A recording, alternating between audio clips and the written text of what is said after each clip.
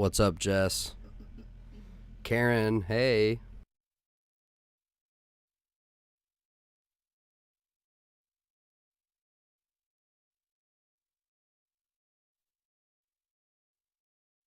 Happy 4th, Mary. Oh, yeah. Ashley, hi. Happy 4th of July, everybody.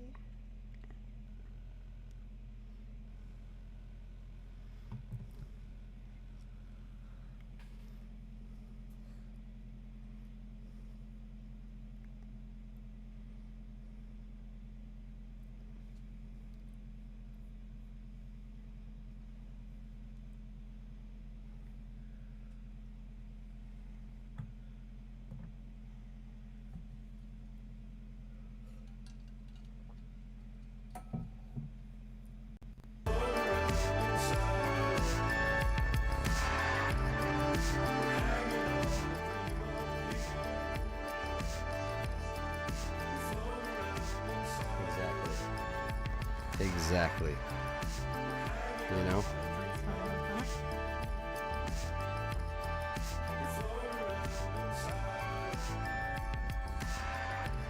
Vegas, what's up, Nick?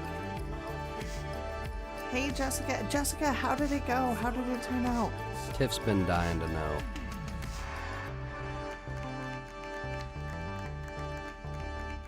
Hi, Mom.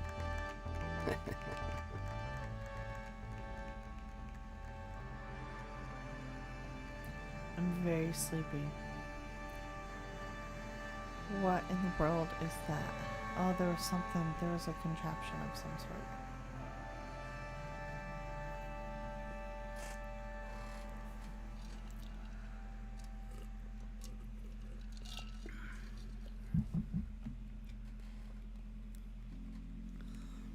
Ashley, what's up? Hi, Ashley.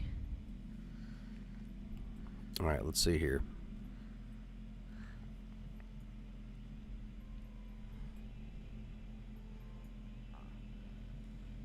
Ashley, what's up? Hi, Ashley. That is so good. It is pretty good.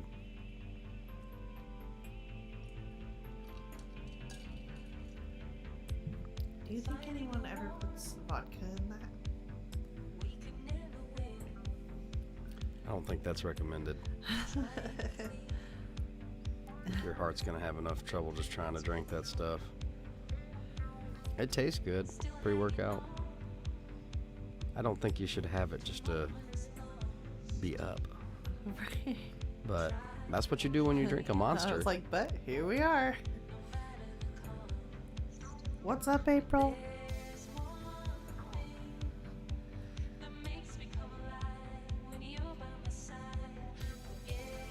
Oh, I need some ears. Yeah, you do. Happy 4th of July, everybody. It's officially the 4th.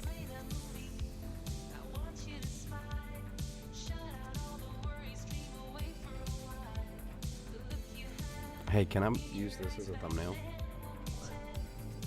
Stay strapped for you. No. Please. Alright, let me look for a better one. I'm sorry about all the 80s vibes. I just... No, he's not. He No, loves it. yeah, I He love it. I'm relishes sorry, it. man. That's like my jam. Yeah, you there's just like barely missed it. a romantic disco that I missed out on. Oh, I get it. That's my appeal. I'm from the 80s. Yeah.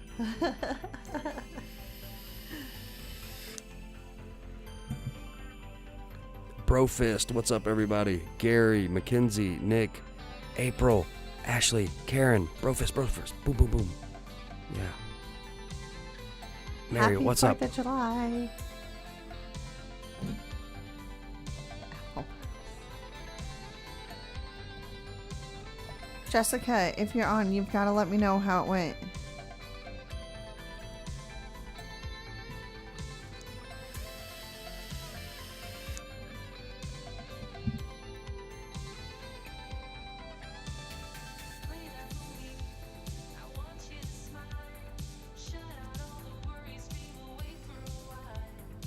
Sorry.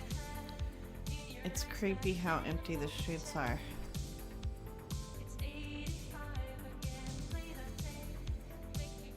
Sorry.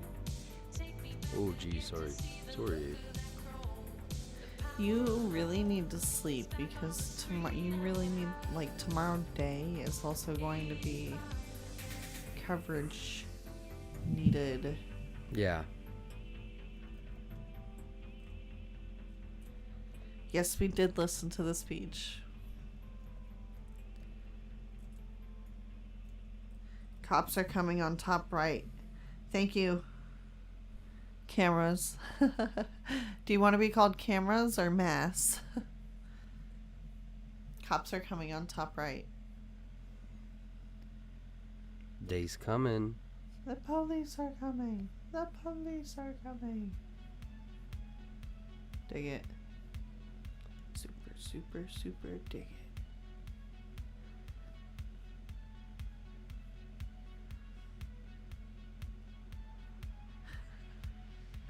it. Okay, Jake, sorry.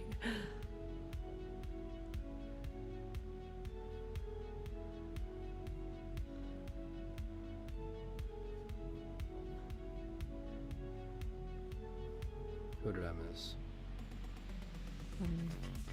Abby's missing, folks. What's up, y'all? Well, good morning, Mary. April says I'm already wanting to buy a ticket to the new Monument Park. Yeah, that's... I guess it just hasn't really sunk into me yet. What? But, you know, the statues are really down. But I'll say when I've gone to Robert E. Lee Circle and he's not there, it's weird.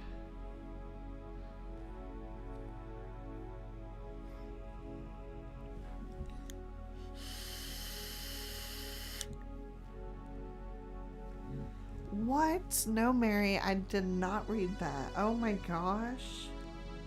Oh, that's hilarious. Cameras is... Okay, I know now, okay. Because I said, do you prefer to be called cameras or mass? like for short. Yeah, the anonymity factor with YouTube is, like, insane.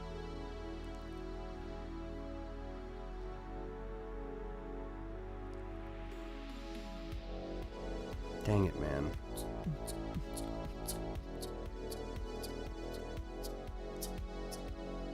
I lose rhythm after a minute. I think you're delirious. You need to go to bed. I am very tired. I know.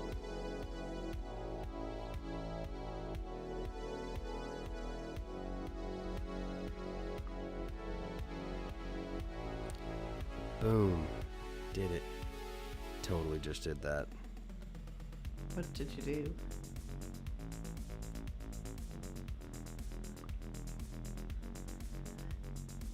Mary, you don't happen to have a link, do you? If not, I'll look Where for one. at? Mary says, did anyone read where whomever is asking to euthanize the police dogs? Whoa. But I had not read that, and so I was wondering if there was a link, and or if not, I will go look for one. That sounds excessive. Yeah, well.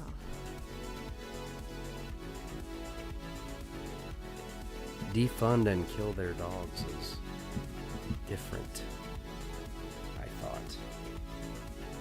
Wouldn't want to accuse anyone of being excessive in 2020. That's satire. There's like, oh, I'm an official, like, full bore shadow ban on YouTube. It's official.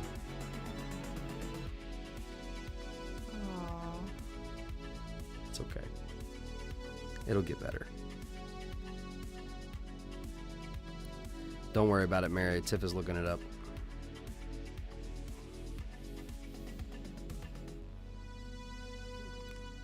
Linique. Got it. I got the article. Thank you, Linique. I have no longer use.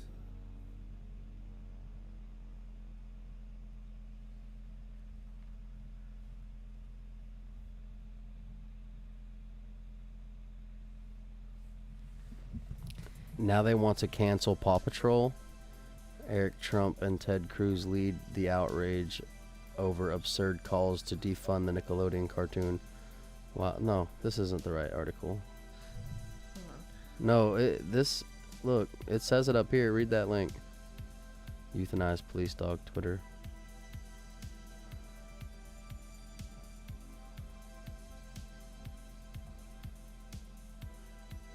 Oh, well, do they mean like euthanize as in get rid of Paw Patrol, or? Oh, maybe. But I heard that they'd announced, whoever owns Paw Patrol had announced that they would not be getting rid of Chase or changing it.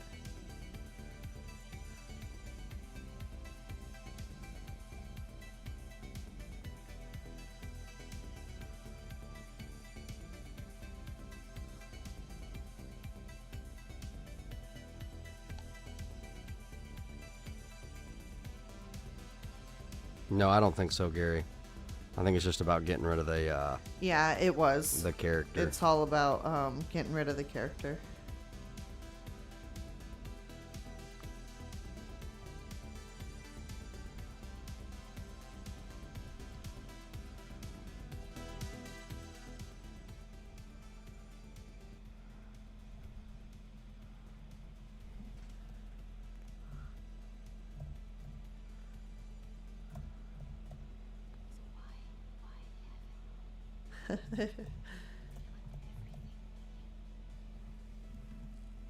Weird whisper lady.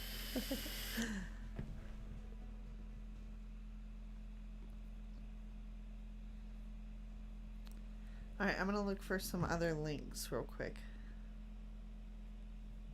Awesome. Yay. Teresa heard the same thing. My daughter would be so sad. Oh yeah, for sure, Mary. That's a definite clickbait title. No. That's why you got to be careful, y'all. We can't just be believing headlines, because they will twist and spin it to dishonesty. You know, like sometimes you go crack an article open and it's like, oh wait, this is not, you know.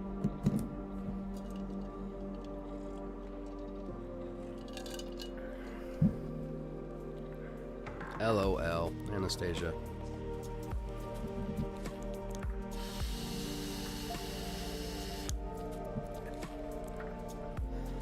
Alright, cool. Well.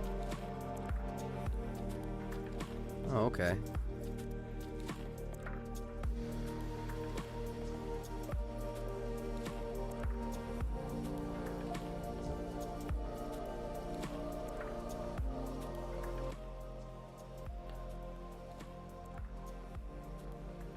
Anastasia says, I'm clickbait. That's hilarious. Alright, let's boom and Shakalaka. open up phones. Boom. I don't know if I don't remember if I answered, but no, Laniki, I did not hear about the elephants. Lanique, I'm sorry. You don't have to be sorry. I think it's Lanique. I could be wrong.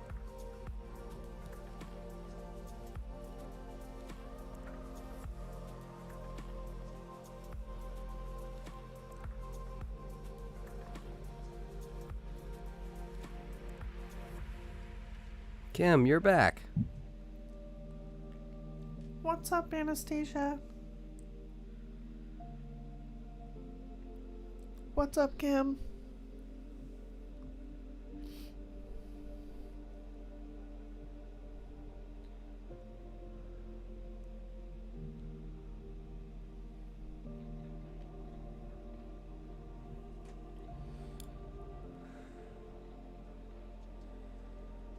Yeah, Stone kinda, but we're probably not gonna be too much longer. Just because he'll want to do live tomorrow. And Chad's back. Well, I just want to make sure I don't mess up that way, in case everything is going ham tomorrow and like into the night, late night tomorrow. I don't want to miss anything if it goes crazy. Thank you for that link, April. April says this was the only sort of reference I could find, but it only references that police dogs were used on protesters in the 60s. So if you're interested in that, she did drop a link. Thank you, April.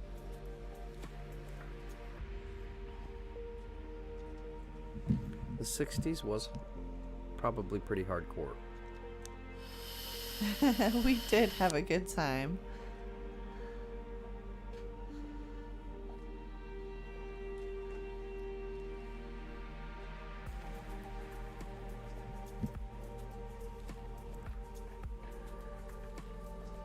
All right, guys.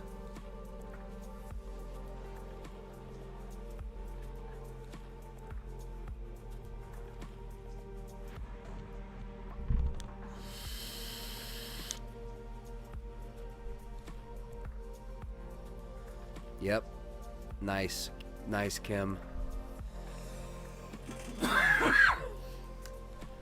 Super.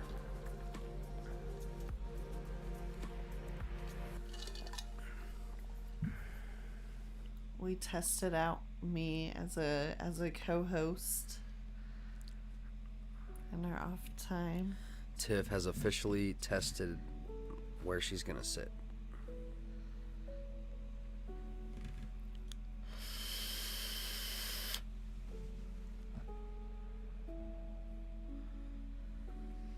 Anastasia says, "Go to bed, boss man. You and Tiff are gonna need it."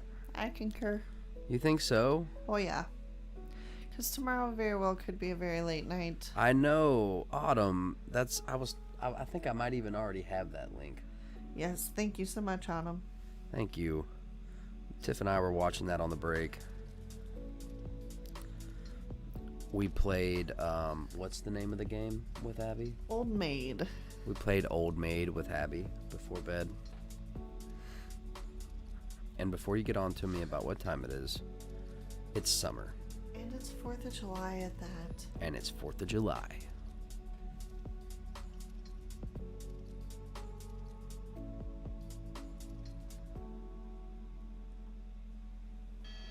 Right. See the parking lot for the pier is completely flooded out with sand and water. All flooded out. Yeah, cars. See how high the water got on this car? Come down, Colton. You'll see this one car, dark car. Look at that, up over the wheels. So the Mini Cooper there just got flooded out completely. And I said again, that's due to the New Orleans, king like, tide and also there's a the hard waves. rain. If we swing out to the shoreline, Colton, show you the Well, not waves. with They're the still sand, though. crashed right there. Just See, coming up over the Just by the lifeguard station, over the sand. Here comes one right here. Oh my Things are gosh! huge. Congratulations, Jessica! Oh, that's awesome! I'm so happy for you. Call from. Hey, it's Jed. To accept, press 1. To send a voice. Hey, Hey, how's it going? Besides how's it being going, brother? Sleepy. All right. Did you switch hats again? Yeah. I can't find the other one. I took it off in the break. Uh-oh. Uh-huh. Anything to mess with people, huh? Oh, I didn't think it was messing with people, but I don't know. I just wanted to put on another hat. That is also another, like, that I only have a few, so that's a favorite of mine. I hear you. I can understand why people like me wear ball caps and things, which I don't hardly wear, but, you know, why are you wearing all the hats? I grew up wearing hats. I guess it's you know, if I'm gonna be dead honest with everyone, it's like a security blanket. It's like, Hey, you know, when a kid has a blankie. Right. Uh-huh. When I have a hat, I don't know, just kind of, I don't know, I feel naked without it. Plus, it gets blindingly bright down here, and so I guess that is what it is. That is what it is. I've never been much of a hat man. I mean, I was forced to wear Kevlar a couple times, and I came in contact with the ground rather aggressively, and I cracked the back of my skull. And ever since then, you know, helmets, hats, never really did feel all that right. My goodness. It happens. What? Nah, yeah, I think, I don't know, I just, you okay, hon? But I didn't know that anyone would notice. I didn't think anyone would notice. Kim, my understanding is that several people were arrested in South Dakota. Am I right? That Several people. That and like there was a whole group of Sioux that were on the road. Well, we don't know exactly. Well, I don't know exactly. I'm sorry. I heard that it was Sioux, but they were It's Native Sioux Americans, land. that were on I'm the gonna road, create a and secret for you. they were arrested. But like the leader was like, look, if we've got 30 minutes to get out of here. More like spokesman. Okay, sorry. Golly, you make it hard to talk. I'm all nervous now. LOL, Stone. That's hilarious, brother. I noticed everything. Anyway, they, I believe that. So what did you have in mind for the discussion for tonight? Oh, I don't. It's just, No. it's officially, it's Saturday. Are you serious, Anastasia? They banned all Saturday, fireworks in Bismarck, North Dakota. Suppose it is. Wow. I was going to say, if it was WTF, what the Friday? Uh-huh. I don't know, I don't know. Yeah, we can have it be what Well, the I mean, Friday. let's see. Okay. But I've maybe got, what the Saturday. I was involved with a little bit of Montauk here and there. Do you have any idea what that is? I believe it had to do with some Tesla technology, and also time travel, if I'm not mistaken. Yeah. What has happened is, they being It's declassified. Tesla and some of the people involved would be Albert Einstein and a few others. They decided to get together and messing around with basically a radar shield is what they were trying to shoot for, and they wound up with invisibility. Right, Except- exactly. Yeah, But wasn't there an accident where the resonance frequency of the steel on the ship, like, I don't know if you were leaning on the wall, like their arm would go into You the went wall. through it. Yeah. But it like negative, it caused terrible things. Like some of them went into the floor. Yes, that is exactly correct. And Yeah. it did more than that because people that freaked out and jumped off the ship, they wound up. That's right. And How far off? They went like somewhere else. But hold up, let's back up. First off, we got to name what we're talking about, and then let's kind of give them some preface, because this just sounds crazy. Well, it had to do more with the Philadelphia experiment, and But specifically, what are we talking about just then? it wound up being time travel. Well, Operation Montauk is what is the name of it. And then, well, that didn't come in until a little bit later, because they figured out they could manipulate things, and then they literally set up a base in Florida, and that stayed active for quite some time, and they figured out that literally by focused thought they could bring things into existence, and that was Oh yeah. Isn't that a liken to The Men That Stare at Goats? yeah, something like that. And The Men That Stare at Goats, in my opinion, is just kind of like a smear movie, so that when you Yeah. talk about stuff like this, they can be like, "Man, you watch too much TV. I saw that on a movie." Exactly. Yeah. I mean, there To was a lot of- discredit the quote unquote, it's declassified. Y'all could look into it if you really care. Just with a little bit of Google. Well, you might want to use DuckDuckGo. Anyway, they established a program to basically do that, and they established one that has to do with time travel. Okay? And what they started doing was sending people to the future and to the past. The reason why they're sending them to the future is to make sure that their utopia is on track. Ooh, weird. And basically, you go far enough into the future, you're going to find floating cities. You're going to find a different way of life where, if you don't go with their agenda, they throw you on the earth. You're going to find... And the Earth itself is kind of a third world country, except the whole thing. The Earth is a shithole. I mean, literally, people are afraid of it. Right. So I've said this before. Yeah. If you want kind of a look into what we're talking about now, go watch Elysium.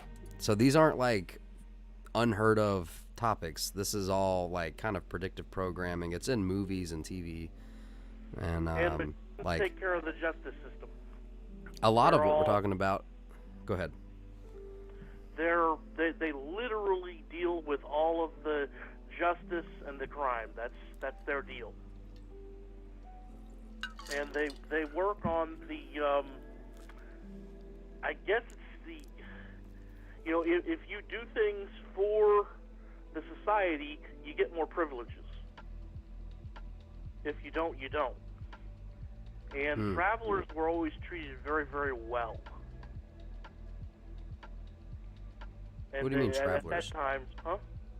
What do you mean, chrononaut?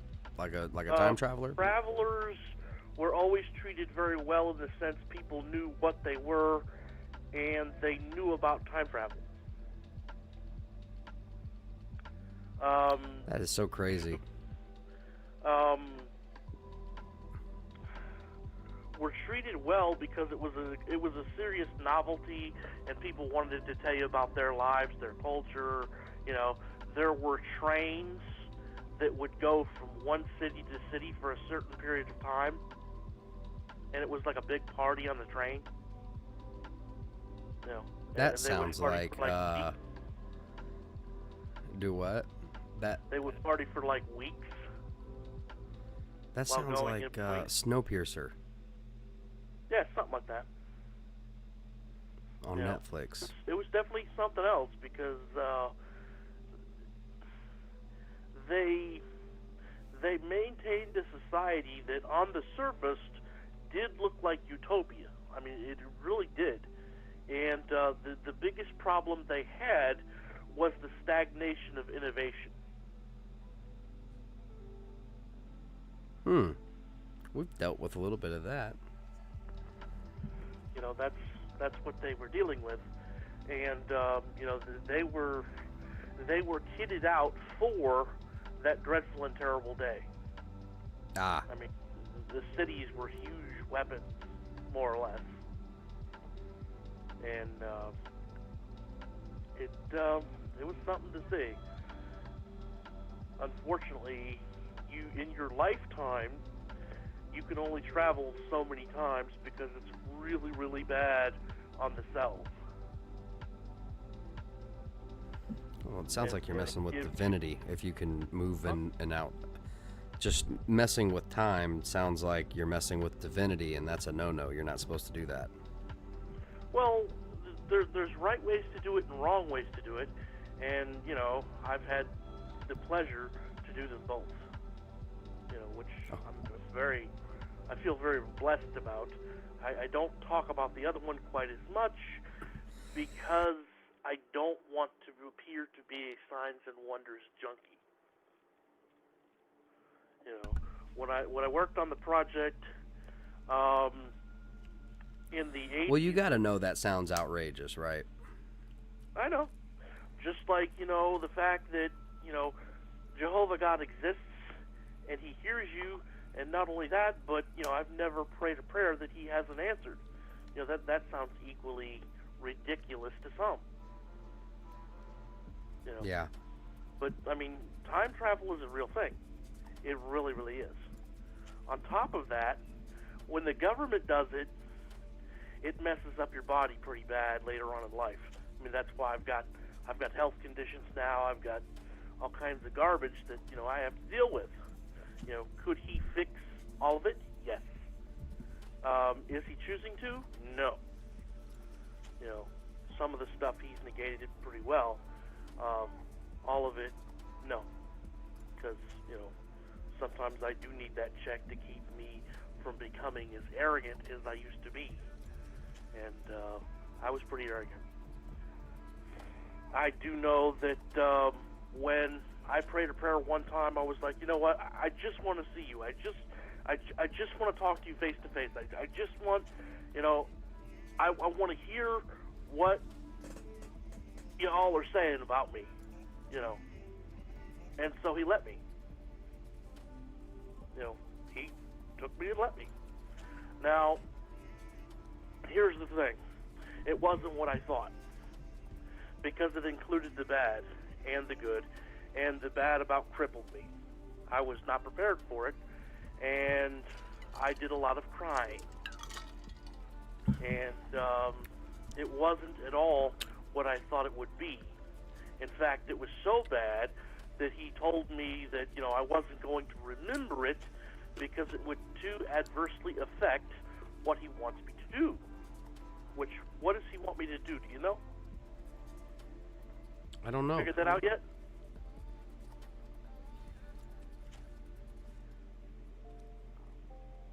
Make disciples. Wow. Real ones. And what is a disciple? The military does it. The Democrats, the Republicans do it. What is it? I don't know, man. Constituents? Mental training and regulation. It's a discipline. It's mental training and regulation, which is literally what it means to be a disciple. You know, you train your brain to do things a certain way, and that keeps you set apart or understanding that, hey, where we're living right now is not the real life. The real life is a heavenly kingdom, is an earthly kingdom, is a kingdom that will endure, that does recognize what you do in the proper context. Well, brother, I don't mean to cut you off, but I definitely want to stick to a time schedule on the calls. Okay, yeah. But that is very thought-provoking. Okay. And, I guess I'll let you go then. well, I appreciate you calling, brother. Thank you. I hope he didn't take that the wrong way. I just don't want to get caught up on accidentally letting people... Right, for hours. yeah, I accidentally do that sometimes. Call from. Captain JTT. To accept, press 1. To send a voice. Hello. So hey, buddy. How you doing, man? I'm doing all right, brother. Can you turn down your device in the background? Oh, yeah. Sorry.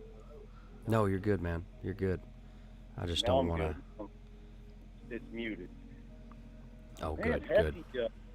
happy Independence Day weekend to you and everybody that's nestled in here listening to you, buddy.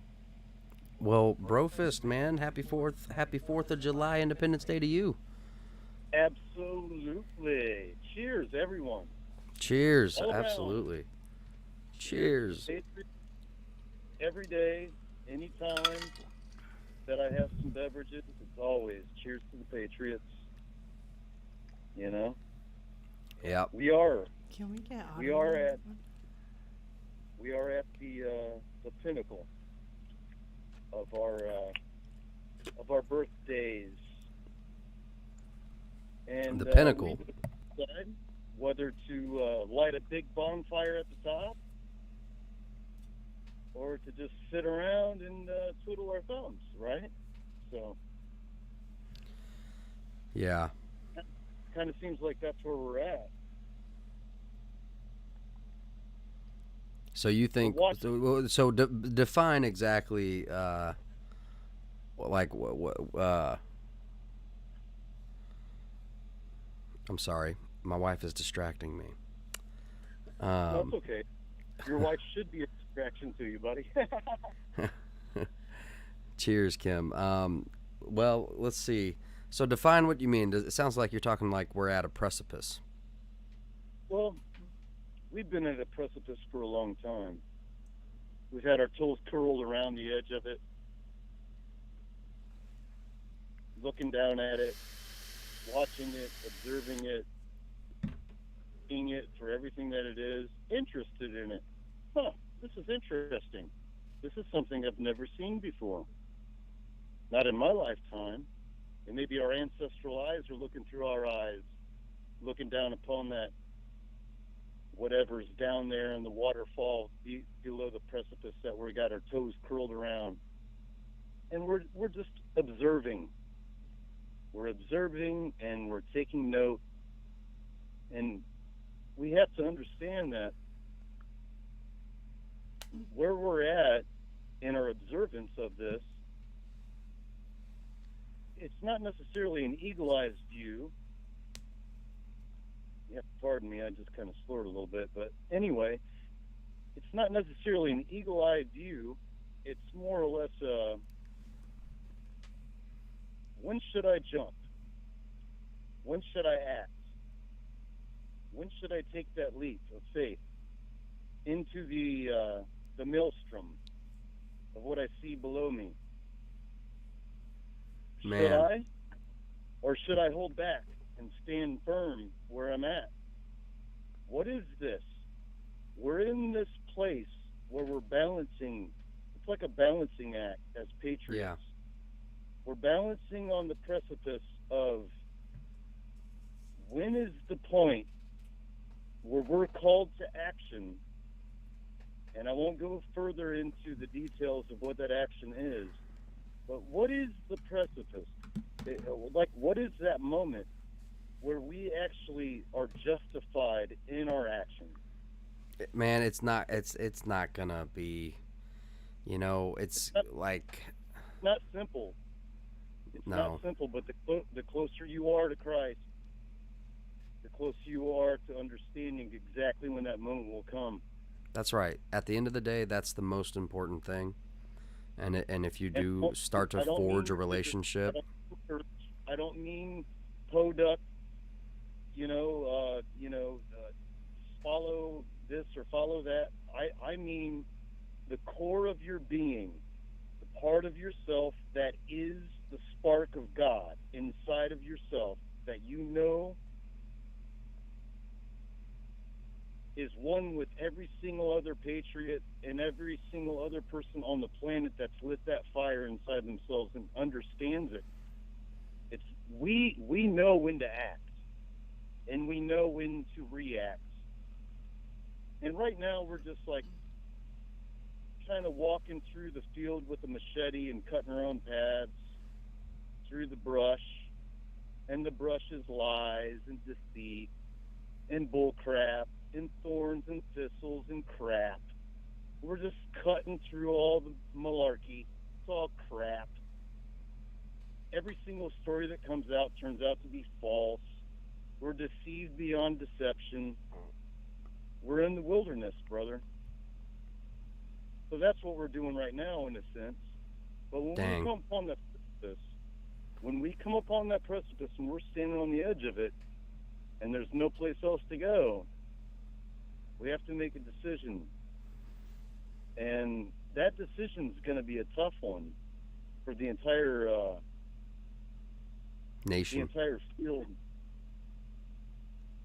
But, the last caller was talking about a lot of like time travel stuff and this and that. Eternity's now. There's no past. There's no future. There's only the eternal. And we're in the moment that our heart is beating in, and that's eternity right now. There is no separation from the Godhead there is no separation from hell. You see what I'm saying? Like, you're either in the eternal moment or you're outside of the eternal moment. And outside of the eternal moment is being separate from God, and being in the eternal moment is being in the heartbeat.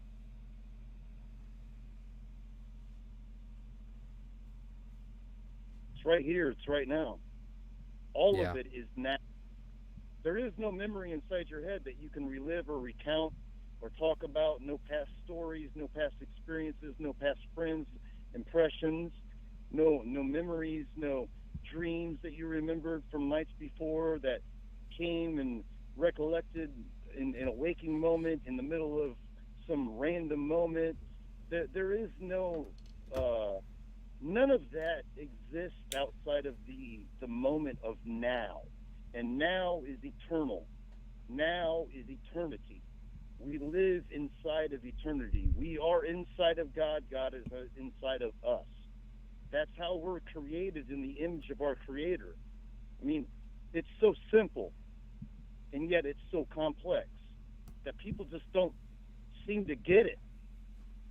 Yeah, I believe that. This It's is the definitely... ancient, that's the ancient teaching. That is the pinnacle teaching of all time, is that we are inside of our Creator, and our Creator is inside of us. And that is it. That's all you need to know. There is no denying that truth. You cannot deny that truth, and you cannot be outside of it. If you are outside of it, you're a cancer. And guess who's the great physician?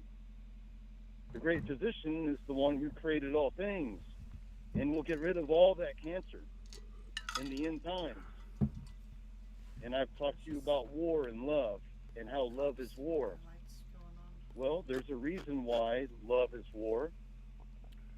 It's to get rid of all that cancer, right? Well, hey, brother, some people are asking who's on the call. You mind letting them know? Well, I call myself Captain JTT online. Nice. And I know I'm rolling and rambling. No, man, you just took me on like a 7-minute metaphorical, like pictorial journal or journey. My heart's beating hard in my chest right now. My veins are probably popping out in my forehead right now. I am a straight up patriot. Straight up. And I am a straight up believer and 100% at one with Christ. Nothing's going to stop us. We will take this to the next level. There is no denying we've already won the war. It was won a long time ago, brother. Yeah. Sisters, children, anyone in earshot, forevermore. There isn't anything that's going to keep us from our heritage. And our heritage is eternal life. And it's not through these fake, false, oh, I'm going to create some sort of technology to upload your brain into a chip, blah, blah, blah. These false God retards, man. It's none of that crap. That's not what I'm talking about. We already have it. We were born with it. It is what we already are. All this other stuff is all artificial outward signs of what we already are inside. And yeah, we create. We have the knowledge of the tree of the good and evil and all that. Yeah. So we do create what's inside of us into a manifest physical form so that everybody can tap into it. And then guess what happens after that? It gets manipulated. Everybody gets drawn into it, like bees to the pollen, bees to the beautiful opening flowers of the spring.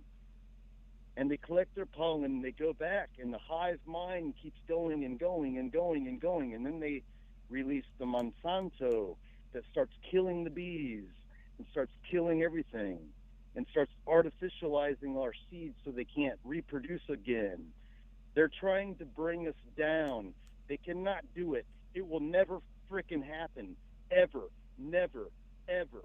It will not happen now. It will not happen in the future, and it has not happened in the past. It's not happening. Period. They can spit their lies. They can put all the money that they want. They can throw all the pollen that they want to these Black Lives Matter supporters, all these socialist supporters, all these communist supporters that have killed and stacked so many skulls. It's unreal, dude. I mean, the monks, I've talked to you about how they invented beer and all that. They also have chandeliers and furniture made of skulls. They have entire catacombs made of the bones of the martyrs that have died before us. Underground tunnels beneath the earth that are created out of the bones of mankind who have died in the name of God.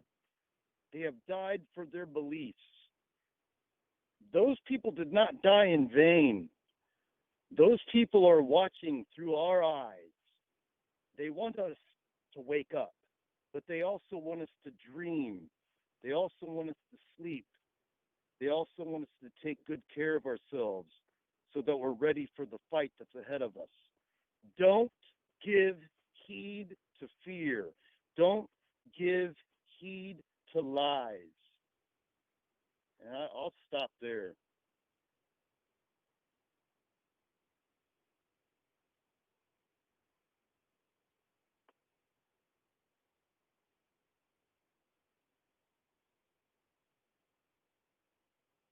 I lose you? Mary, we totally wanted. I'm sorry, man. I didn't want to interrupt you. My mic wasn't on for some reason.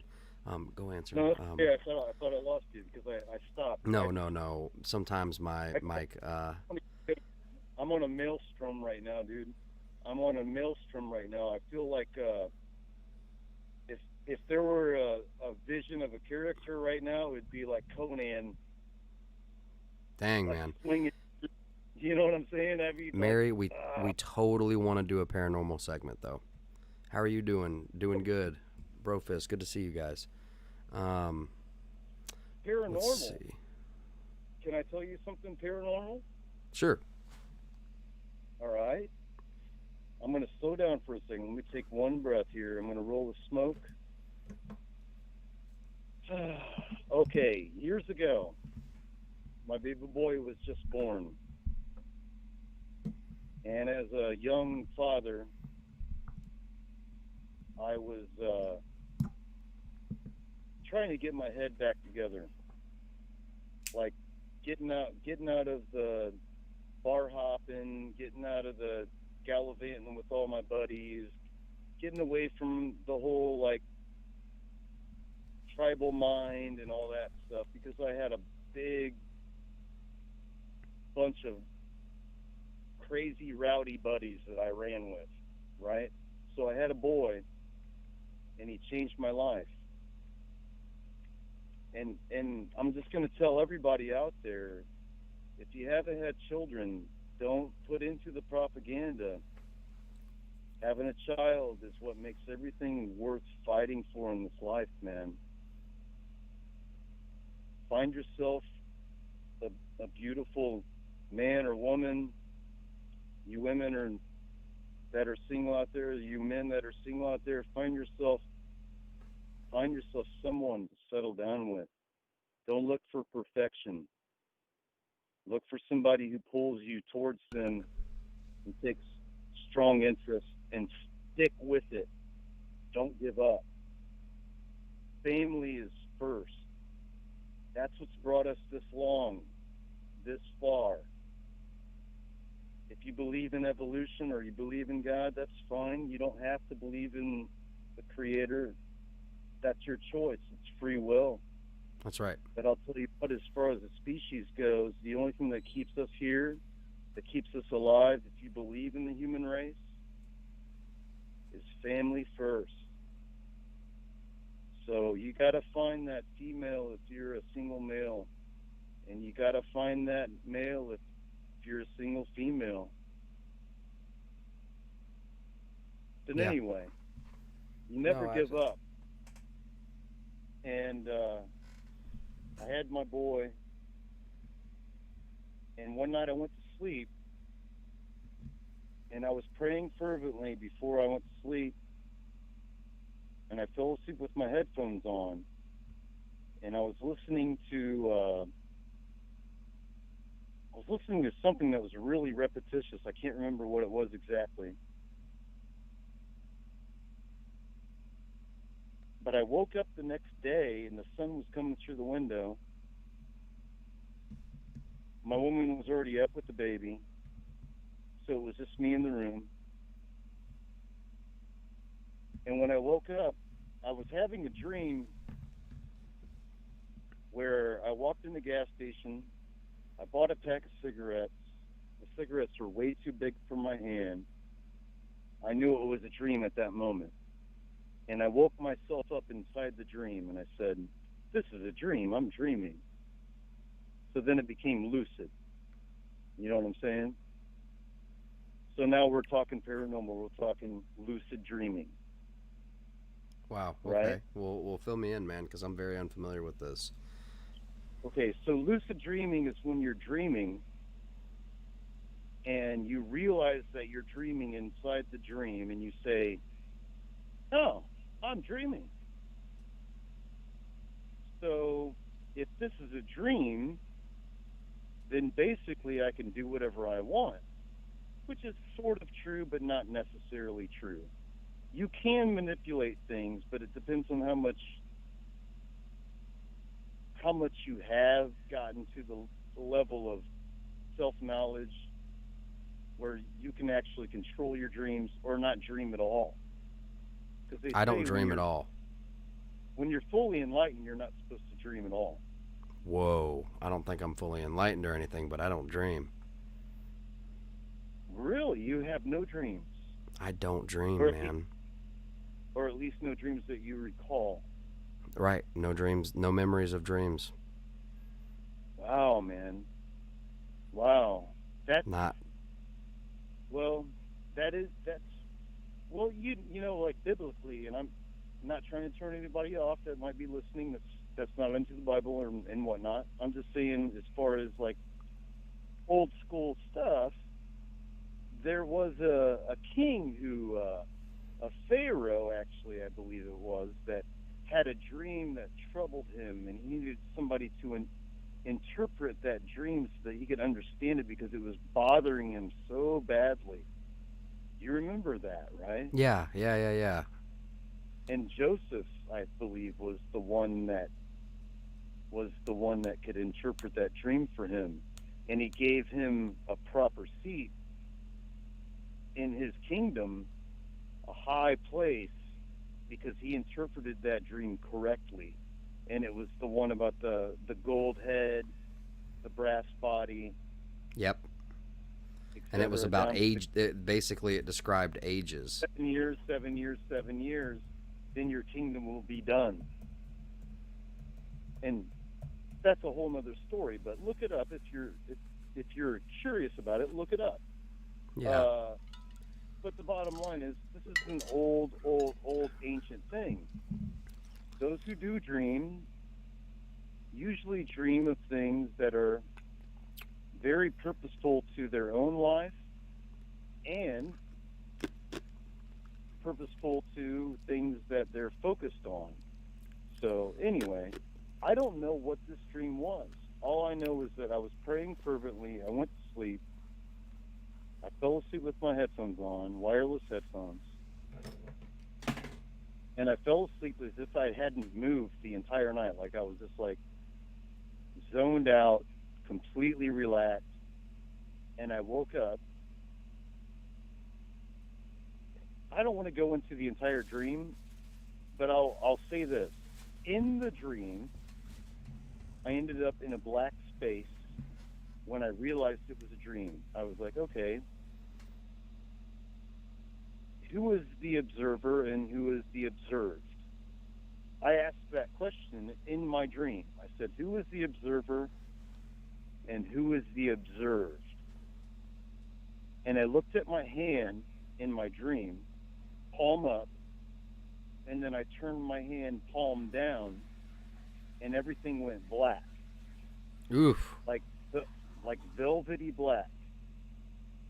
Then Creepy. out of that out of that velvety blackness, I seen all these really bright green squiggly lines, Creepy. almost like how you see the little green, like the little tails of sperm Yeah. under a microscope. That's Terrible. what these little, yeah, these little green lines look like.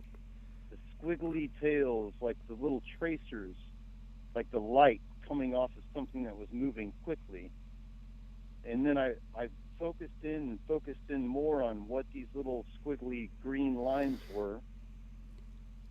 And I saw at the tip of each one was like a perfectly shaped, almost like it was carved out of glass, glyph that had a symbol on it. And each of these symbols were going straight into my eye, or at least into the center of my vision, because at that point in the dream, it was just like I was in perfect velvety darkness. There was no body, there was no arms, there was no legs, there was no nothing. It was just all these little things were going inside of me, and they all had these Creepy. little symbols on them. No, it's not creepy. It's beautiful. I had the most amazing feeling, almost like I was inhaling pure energy. And all these things are going straight into my point of origin inside of this space. Then I saw on the outer skirt like a pulsing light. Once I started taking in more of these glyphs, I saw a pulsing light showing me that there were tons of these glyphs that went out and stretched out to infinity. And these little blocks were lifting up out of this infinity and swimming towards me. Mm-hmm. So That I noticed is like impossible to imagine. Like Well, to I'm try to imagine. I'm like, telling you. holy crap, man. That's I'm like, telling you. Don't imagine it. Just follow me. So before I lose my train of thought. But I can go back here anytime. In fact, I do many times because it's so wondrous and so awesome and so powerful, and it stays with me, and I'll never ever forget it. It was like that strong, and it gets even more intense, and it gets even more paranormal, as you put it, than this. So in this black velvety space, like frosted glass cubes coming out of their little situated spaces, breaking off and swimming inside of my point of origin in that space. I was like, wow. And it was like a pulsing green, bright green light just pulsing through and showing me all of the little lines, all of the little glyphs, all of the little squiggly tails. It was like a pulse, like a heartbeat, like boom, boom. And it would echo through all these little shapes. But it would show me all the specific, super fine detail, more detailed than reality that you see with your eyes now, coming into my vision. Then, in the midst of it, all of these blocks started to move like, if you could picture like clear ice or clear crystal Legos that don't have those little notches on them, just like Lego pieces. It all opened up, and in the center came this sphere, and it was a perfectly round bubble sphere. And in the center of it was a pyramid, not a four-sided, but a three-sided pyramid, and it was rotating inside of this bubble. And the only way that I could see it was by the light that was reflecting off of its edges. So as it was moving, it was humming this high-pitched tone. This high-pitched tone was like a really high frequency. It was like, it was like a really high-pitched frequency. And I was mesmerized by it, and I just stared at it. And these glyphs kept coming in, But then I focused on the sphere with the pyramid spinning inside of this crystalline looking sphere that was like so paper thin. Everything was so paper thin and so perfectly, it was perfect. It was absolutely perfect. I woke up. This is where it gets really crazy. I woke up and I could see I'm laying in my bed. I could see the drapes to my right across the window and the sun coming up, hitting the floor and hitting the bedspread, shining just enough light in the room to where it was just just the very beginnings of the sunrise. And while I laid there in bed, I watched that sphere and that pyramid spinning inside of that sphere, floating above me in my bed for a good 5 minutes before I let myself move. Because I was like, I'm not moving. I'm not moving. I'm not going to let this go. This is so beautiful. This is so amazing. And I'm telling you, brother, as soon as I said I'm going to move my hand and get up so that I can see if anybody else can see this, it disappeared. It all went away, and I had the most powerful energy that I've ever had in my entire life for at least a year after that dream.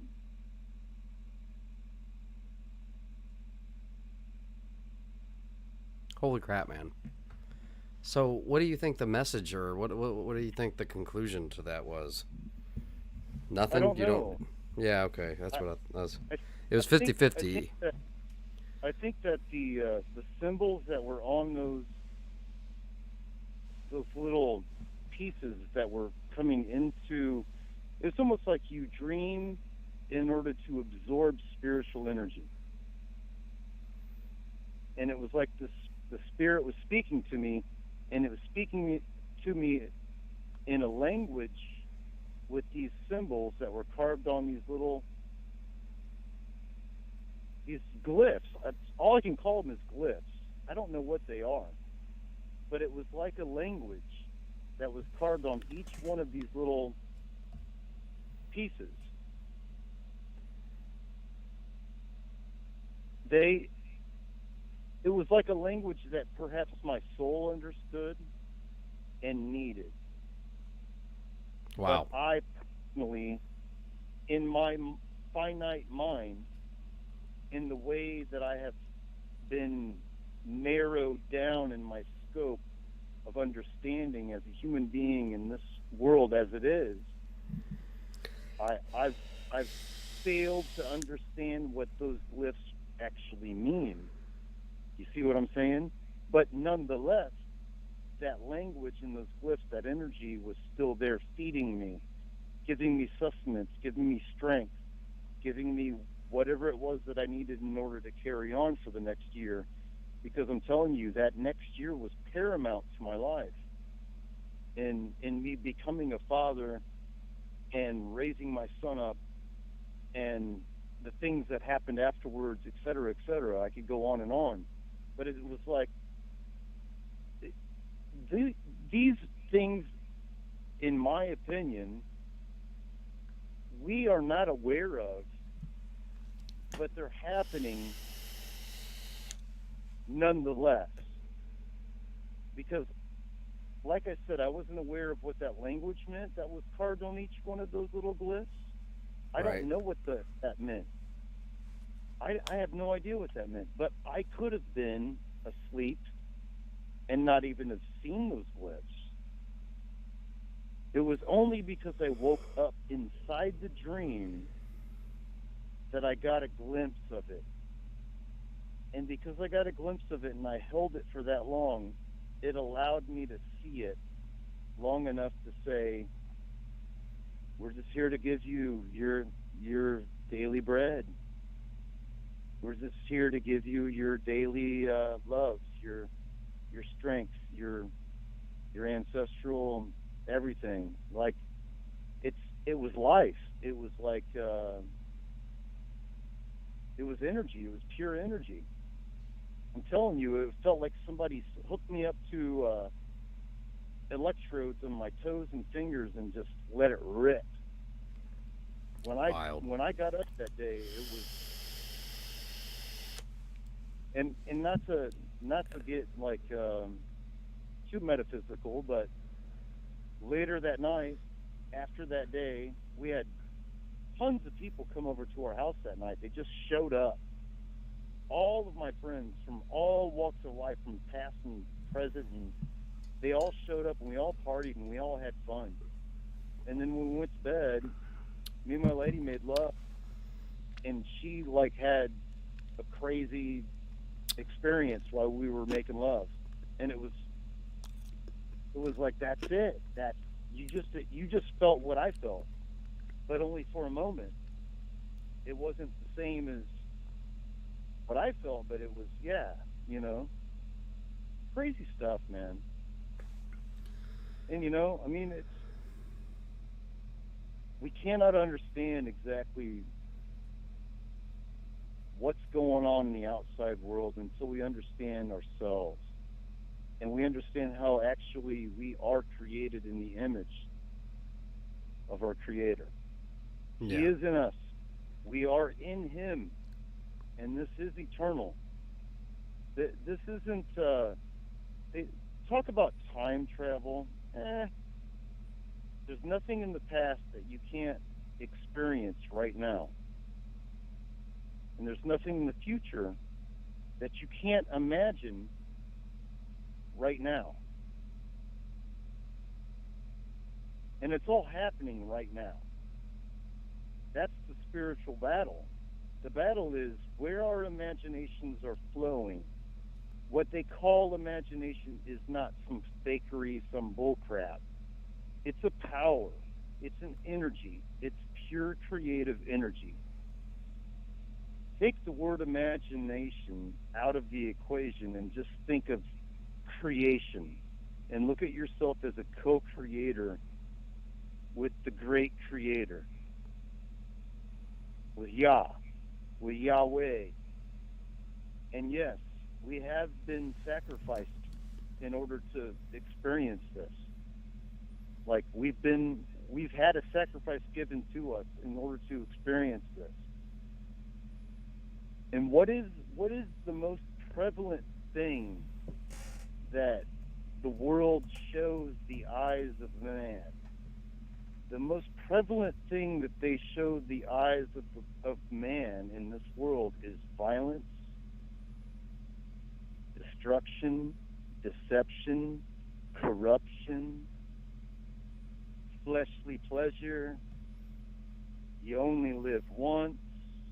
That all sounds like a product of sin. Yeah. The fruit of sin, the seeds of sin, are what they feed and force feed and force feed constantly to keep us down. But when you get above that, go above the pairs of opposites, like you say, you don't want to be associated with the left or the right. No one really does. But you have to get yourself above the pairs of opposites.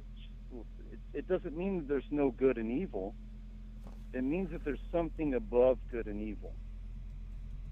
It means that you have to at least strive to touch once a day.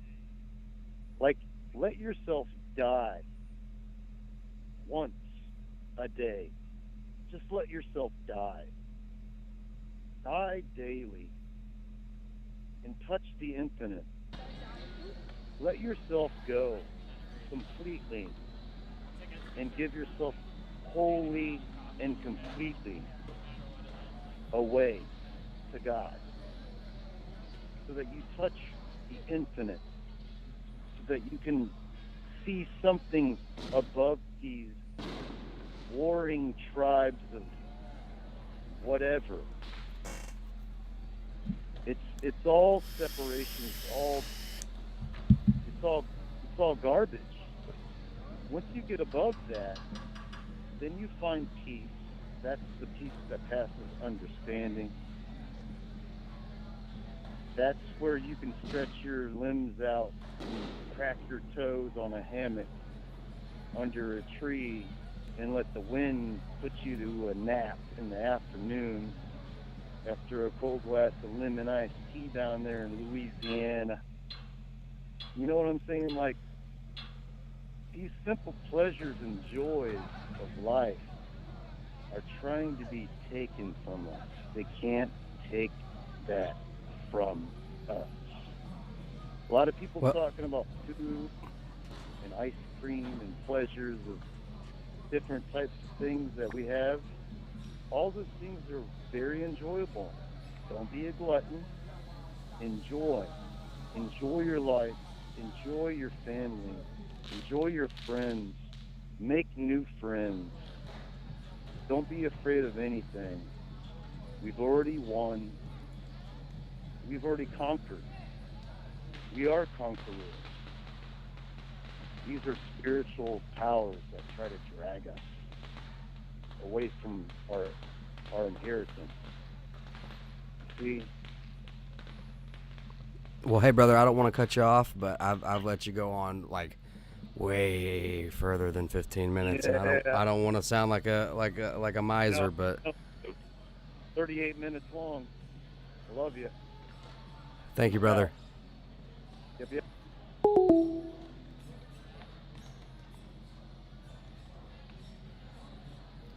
Wow, that was like a 40-minute. I'm at a loss for words. Metaphorical. Whoa. We definitely dipped in. Anybody else have any paranormal stuff they want to talk about? I'm totally down for a paranormal night. So at the top right, we have Denver. Nope. Aurora. Let's see. Top left, I don't really know. I think China. I'm guessing Hong Kong. And I know that they got a lot of conflict going on. And then at the bottom left, we have Portland. And then Chaz, Chop, whatever. But brofist, everybody. Hope everybody's having a good night.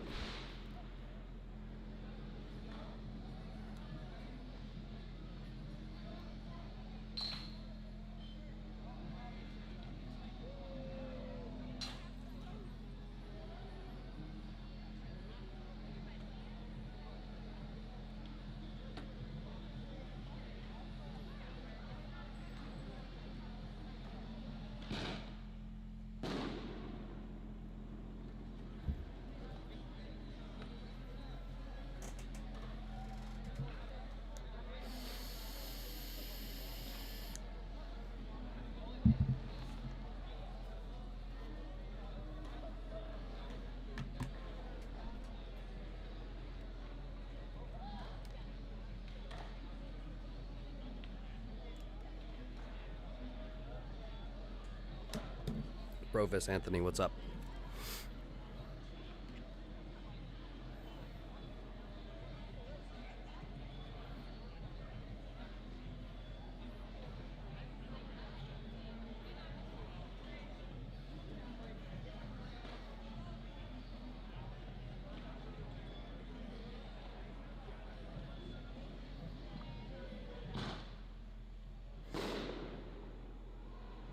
Carl, what's up?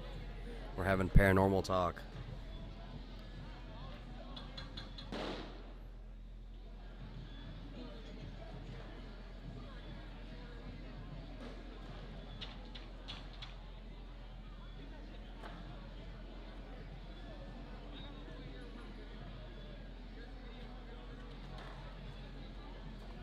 Yeah, I believe so, Carl. Aurora in the top right, Portland in the bottom left, and I believe... Call from Mary Winkin. Mary, what's up? Oh, hello. How are you doing? I'm doing good. How are you doing? Pretty good. Tired, but pretty good. Yeah, me too. I'm tired. 3:45 a.m. where I'm at. Wow, so you're East Coast. It's 2:45 Yep. where I'm at. I'm Central Standard. Central? All right. I hear you guys' voices all the time. I figured, why not? Well, I'm glad you called. Yep. Paranormal night, right? Yeah, paranormal. Oh, morning. Sorry. Or morning, yep, sorry. And let everybody know I said, hey. Mary says, hey, they'll definitely hear you. Okay. I'm not a techie. In a couple of seconds, they'll probably start saying hey back. Maybe. I don't know. It's pretty... Well, I can't read it. I'm on my phone. Oh, okay. Okay, well, I'll let you know if they say hey. All right. Let's see.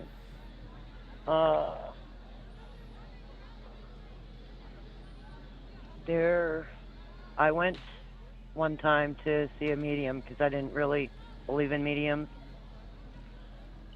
And she gave me a to-do list. So I thought, well, maybe she was kind of a crock. So I went to another one. I got another to-do list. I get to-do lists instead of reading,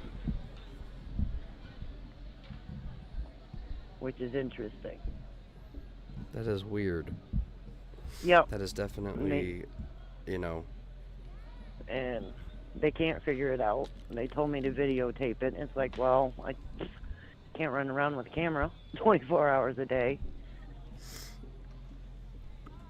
But yeah, Whoa. I was at a fair.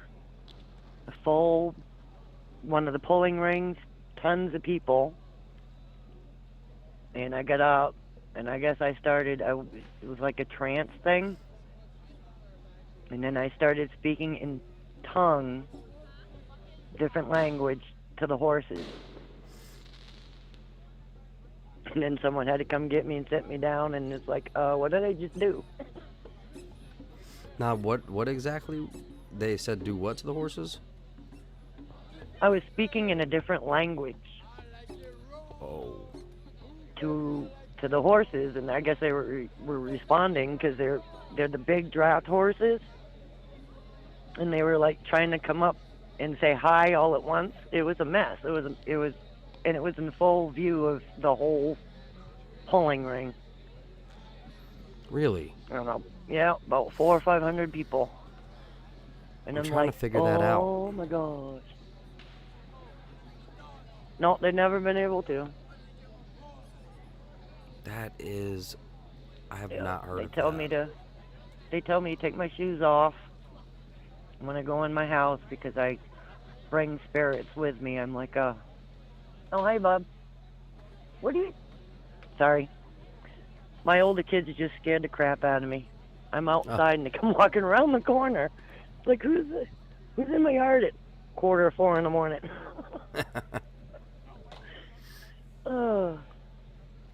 But yeah, they say I'm like she said I was a bloody beacon, whatever that means.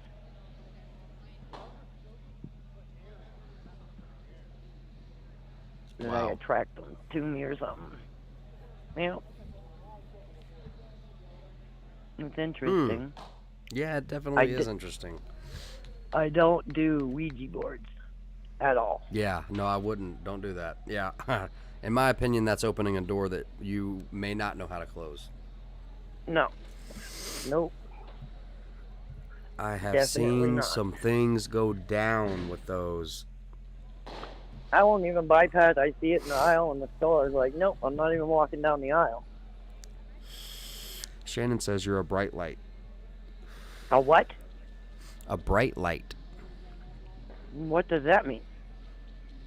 Well, I think because you said, bloody beacon, and a beacon is like kind of a beacon of light. And so she just... Well, that's what she told me. They didn't explain much. They just gave me a to-do list and kind of got me out of the business. They made me kind of leave. It's like, okay. But anyway, I just thought I'd call and share that little I appreciate tidbit. you calling. I'll keep it short. Well, get back thank to the you. podcast. Yeah. Well, I'm glad you called, and I'm very thankful to have you here. Ditto. You guys are great, and I love the chat room. The people are awesome. Oh, well, thank you. That's awesome. All right, I will see you in about 3 seconds. Have a good have a good 4th. Have a good night. Bye.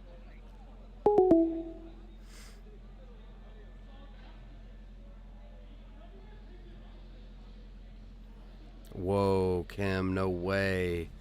What kind of issues could you let us know? That is wild. Because I've heard of people having issues too, man, after messing with those things.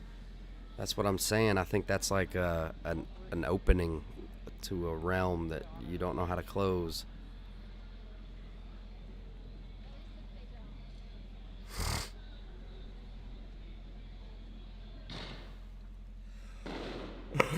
So, update. We have Aurora, Colorado on the top right. On the bottom left, we have Portland, Oregon, and on the top left, we have Hong Kong.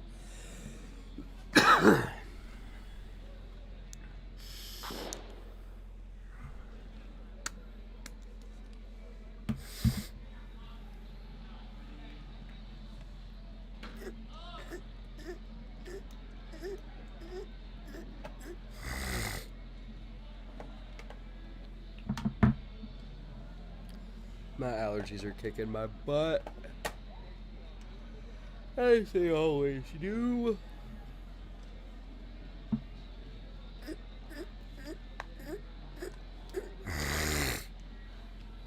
I'm sure that is super rude, and I super apologize.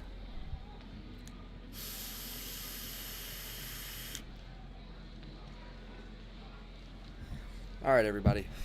Well, I think I'm going to conclude the call-in session for now. And sadly, I am going to probably call it a night. Let's take one more call. Call from Natalie. Natalie, what's up? Hey, Landon. How are you doing? I'm doing good. So what's up with all your awesome nails? Yeah, it's been busy, I tell you. 4th of July and all. Everybody wants their Because nails you do some done. like crazy, beautiful artwork on nails. I'm sorry I don't know the correct vernacular or terminology. So I guess it's just like, I don't know. You guys got to see. It's some mesmerizing stuff. Yeah, that's pretty good right there. What you just said is fine. Yeah. Well, that I got into that because we call them non-standard nail salons. They don't really do Right. a lot of that, artwork that you want to see. That's all right. Over. You're right. I love how you said that, non-standard. Yeah, we don't want to be offensive to anyone. No, exactly. But I know exactly what you're talking about because my mom would take me to get, she'd tan and she'd get her nails done, and she always went to one shop, very standard. Yeah, and they really all they do like one nail that's a different color. Then you might get one nail tech that can do a flower or something. So yeah, I like to stand out. Well, dude, that's rad, man. That is rad. So, like, for girls that come to you, it's like, for real, a bummer when a nail breaks or, like, they ruin some of that artwork. Yeah, but, I do free fixes, so they can just come right back and I fix it for them. That's too cool. Not to put you on the spot or anything, but did you have something paranormal to add? You don't have to.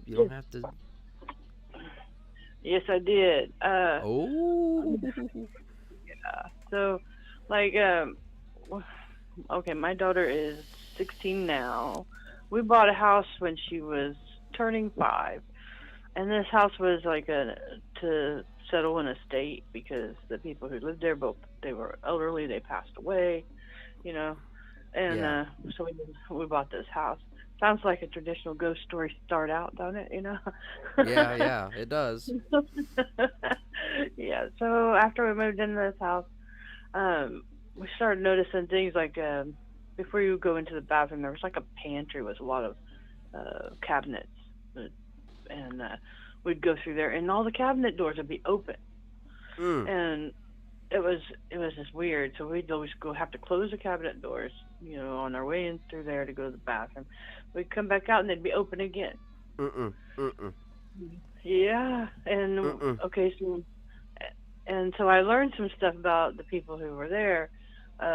They This house was in town, but it had like a empty lot that was next to it that went with the house, and they would always garden in that empty lot, and she would can things. Some people call it jar things because it's in jars, and she would store them in those cabinets, and she was all the time um, Mm. canning and gardening and all that stuff, and so yeah, that was kind of interesting to find out, and then. When we first moved in there, my daughter was in a crib, and she had graduated to a toddler bed, and so she was sleeping in this toddler bed, and she would get up in the middle of the night all the time and back and forth in the house and stuff, and I'd keep having to put her back in there. I'd have to keep going in there and checking on her and making sure she went to sleep and all that. And I went in there one night, and there was this lady standing in the corner of her room where you could see her clearly, but see through her. And I could see the Mm-mm. color. I could see the color of her dress, but and she looked really white, but I could see through her. So like translucent. It's the only way I can describe it. Mm. And I didn't get scared. Like I don't know why. Maybe it was because it was 4 in the morning and I was like tired as hell. But it's like I acknowledged she was there, but I didn't get scared. And I laid down with my daughter and went to sleep. It's kind of a weird reaction I had, but I don't know. But she had gray hair and her hair was long, and she had an old time dress, and she even had a apron on, and the apron was a light blue color, so I could see color in her outfit and stuff, but I could see through her. So there's that, yeah, and then probably a year later, I was at my computer, and my computer was in the living room, and my niece was spending the night, and she was sleeping on the couch, which was behind me. And I had the lights out. I was in the middle of the night again, and the lights are out and stuff. But I'm at my computer, just scrolling through stuff, and I happened to catch a glimpse of what looked like that old woman's hand, um, like it was on top of my hand that was using the mouse. And what I saw was it moving away from my hand, and I just caught that glimpse in the corner of my eye. I kind of acknowledged I saw something, and then I just ignored it. Well, the next day, my niece told me that, well, she says, do you have like a ghost here? And I was like, yeah, why? you know, and Mm. she said that she saw the old woman, and she described her to me exactly how I saw her, sitting in the recliner chair watching me at the computer. And she had woke up in the middle of the night and saw that, and it freaked her out, and she didn't know what to do, so she just like curled up there and acted like she was still sleeping, and eventually fell back asleep. So, yeah, it's kind That of crazy. is officially terrible. That is terrifying. Uh, yeah, but was it like a? It wasn't scary. I don't know. It was almost like she was just looking over my daughter, like looking out for her and stuff. I didn't get scared. Um, Probably because she was like glowing white, and she wasn't. Oh, and in that same house, something else had happened. I was asleep on the floor in the living room, and because I had fallen asleep watching TV or something, and I fell asleep on the floor. And I woke up in the middle of the night, and I saw this ball of light, probably the size of a basketball, Mm. at my feet, An and orb. like floating in the air. It was like a basketball size, and I couldn't believe what I had seen, so I like closed my eyes and opened my eyes back up again, and it wasn't there anymore. It's weird. But for all the people who think that like aliens don't exist and spirits and ghosts and things aren't real, the thing that gets me is of all the hundreds of thousands of people who have witnessed all these things, if only one of those people are telling the truth about what they saw, then it makes it true. It makes it that it exists, Anyway. Yeah. So, yeah. So you only need one to exist for it to be real, There's not this many people can be lying about what they've seen or what they experienced or be wrong about it or, not all these people can just be wrong. So. No, you're right. You're absolutely right. Oh. Well, that gave me the hibby-jibbies. I don't know why, man. I don't know. I don't know, man. Sitting in the chair, but man, that blew me. I was like, what? Oh, yeah. gosh. Yeah. I would be like, no, you're kidding, right? Don't mess with me. Don't play like that. Oh, another thing that happened is I was cleaning out, so they had left some of their stuff in the garage, and while I was cleaning out the garage, I found a crate that had some pictures in it, and a picture of that woman was in the crate. Yep. Because I'd never seen her before or met her until the ghost thing, and I knew, and I was going through this crate of stuff, and her picture was in there. Yep. Yeah. Wow. But in the picture, her hair was like up in a bun. But ghost her had long flowing hair.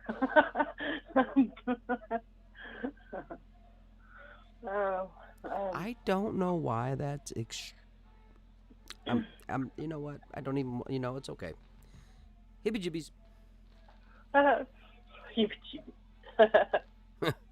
Ooh. Yeah, man. So that's awesome. Well, thank you for sharing that. Yeah, no problem. All right, I'm out. Thank you. Have a good night. Wow. Awesome. Well, I'm officially spooked. But that's okay. All right, guys. Well, let's see. Let me drop some links real quick. For anyone who's not already signed up over at Riot Buddies for Life Facebook group, there is some awesome live feeds going on over there right now. Go over there, ask to join. I'll make sure to add you before I go to bed. Here you guys go for YouTube. There'll be other protest footage and other live feeds over there in Riot Buddies. And I can also drop these links that I have over there.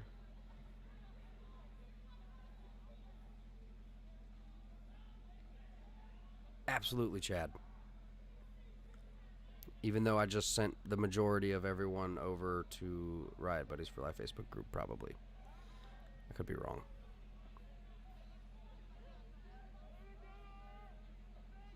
One more call.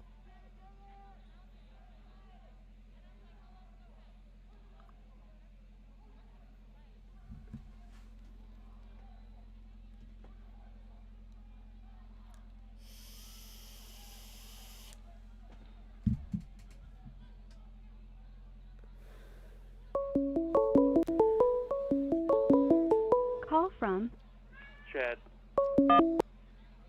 Hey, brother, what's up? Hey, yeah, the topic of basically ghosts and things like that. Familiar If spirits. somebody's being plagued or stalked, literally the easiest and quickest way to get rid of that is to ask Jesus to close that door, and he can. Right. That's right. A lot of times when somebody has an abundance of energy, okay, they'll leave behind what is called an after image, which sometimes gets stuck in a loop. Do you understand what I'm talking about? Yes. Okay. And then there is, the Nephilim, which usually come out to play, and they love imitating dead loved ones. That's like Right. their thing.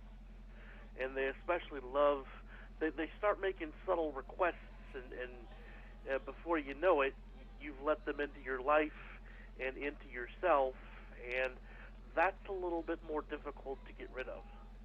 Yeah. A lot of times that takes someone to physically help you with the right spirit and the right kind of knowledge, which unfortunately right now is not in abundance. Yeah. I just Well, thank you for wanted to clearing that share. up, man, because it's extremely important if you're dealing with like abductions or like any harassment spiritually that you can't really explain or go to anyone, because you don't want to sound crazy or something like that. The next time you have like a night tremor or a night terror, if you can, call out the name of Jesus. Call out the name of Jesus, and that stuff will immediately stop. Yeah, ask them questions. Don't be afraid to, talk. Try to have a conversation. It's sometimes very, very enlightening. And it doesn't always. It's not always dependent upon what you would like to believe. Do you understand what I mean by that? Yeah. Because he talks to people that just ask simple questions, and they don't necessarily have to be committed to what his father taught him. It's like if you were walking down the street and somebody asked you a basic question, out of kindness you answer them. Oh, you're not one of my people. Yeah. Okay. It's kind of weird because I've had a lot of different experiences, and I've got short-term, long-term memory loss. Okay, which has to do with getting hit by a truck. Huh? I said, Well, it was actually a good thing, and it allowed some things to happen that were very beneficial for my growth, and the fact that I have a family is a result of that. To be honest Yeah. with you. Yeah, I feel the same about my incident. I hear you, man. I completely hear you. And you deprive yourself of so much by cursing the darkness. You really do. Because what you lose if you have the right attitude, not only you'll get back more, but things have a way of working out beyond what you expect if you're legitimately trying to care, to do things from a place of love, even if you don't quite understand what that really is. I say that because as we grow, we realize, we weren't as great as we thought we were. You understand what I mean by that? Yeah. Yeah. That's legit. I don't want to keep you too long, but also one of these days I'd like to sit down and talk to you a little bit. The weird thing is I can't always tell you everything I want to because On the I'm stream. restricted because it's on the air. That's right. Yeah. And I don't want to call down, 50 No, well, shades. I mean, what I can do is call you before tomorrow's stream. Okay. And what I'll do is write that down on a note so that Tiff will know. Okay. Because she uses my desk for answering phones sometimes when I'm asleep. Wow. So. Answering phones for my mom's bed and breakfast. Uh-huh. So your mother does yoga and a bed and breakfast? Well, how do I explain this? It's like she was a yoga instructor first, but for a holy yoga where they use the meditation and all the stretches and all the and they focus on a scripture and they try to connect with God and they meditate. And I like it, but a lot of people like bash it for being directly connected with Hinduism and not having anything to do. But I don't know. So I guess it's subjective.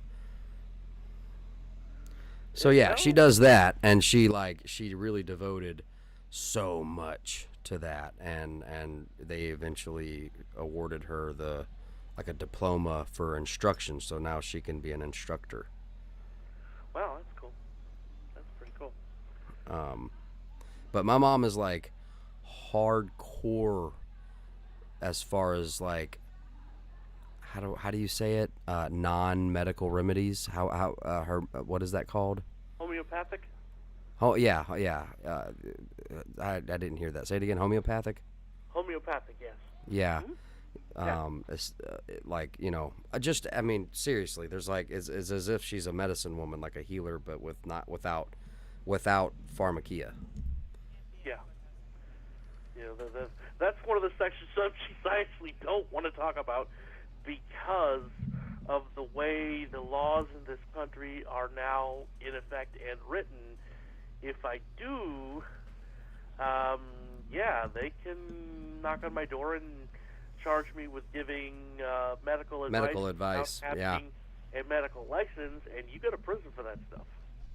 Ooh. And they're not Nothing on the show should be considered legal, medical, or professional advice. This is for entertainment purposes only. There you go, man. There you go. Because I'm not kidding. They do go after people quite hard, and it's that's like one of the things. The medical industrial complex, they guard that because it's a serious moneymaker and transfer of wealth from people to the elite class of people. Yeah. They protect that now, and they've basically. No, I believe it. They whenever you have someone who's really, I don't know. There was this doctor who was like he knew all these healings, like he could heal, and he was Christian, and he was killed. He was like I don't know. I forget, man. I wish I had. I'll try to see if I can remember to look up.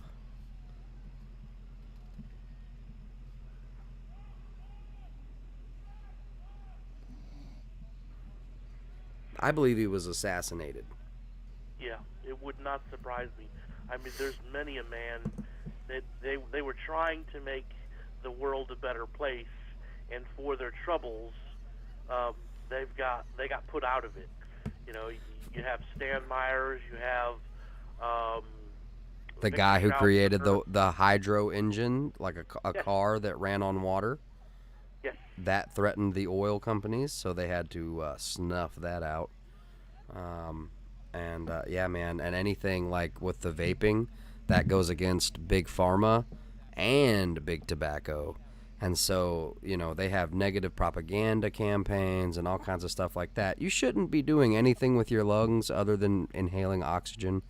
But, it is slightly safer. And the British Royal College says it's even 95 to 98% safer than traditional tobacco cigarettes. Well, yes and no. Yes, from a standpoint of when you compare it to straight out tobacco that's been fortified to maximize addiction, yes, it's a lot safer than that.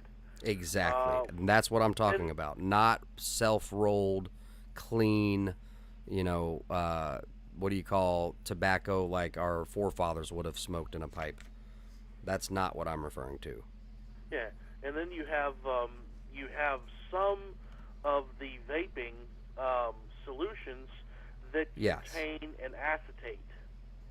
No, that would be the illegal black market THC cartridges that I believe were tainted with vitamin E acetate in order to create a negative propaganda campaign, because when they first came out, they were saying vape kills, vape kills, vape kills, vape kills. No, no, no, no, no.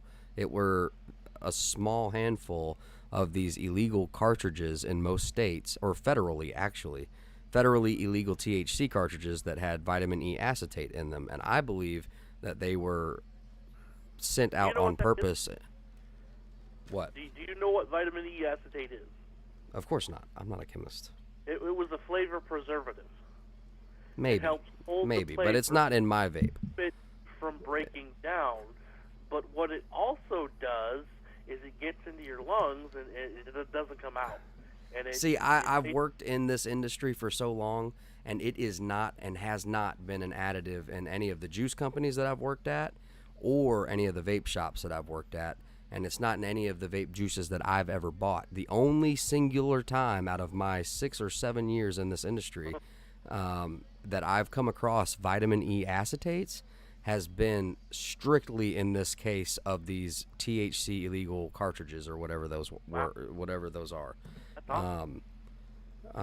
So, you know, there are many flavorings, but we don't, as far as I know, there are no preservatives. The longer the juice sits, the longer the vegetable glycerin and propylene glycol sit with the flavor, the longer they steep and the longer that flavor will last.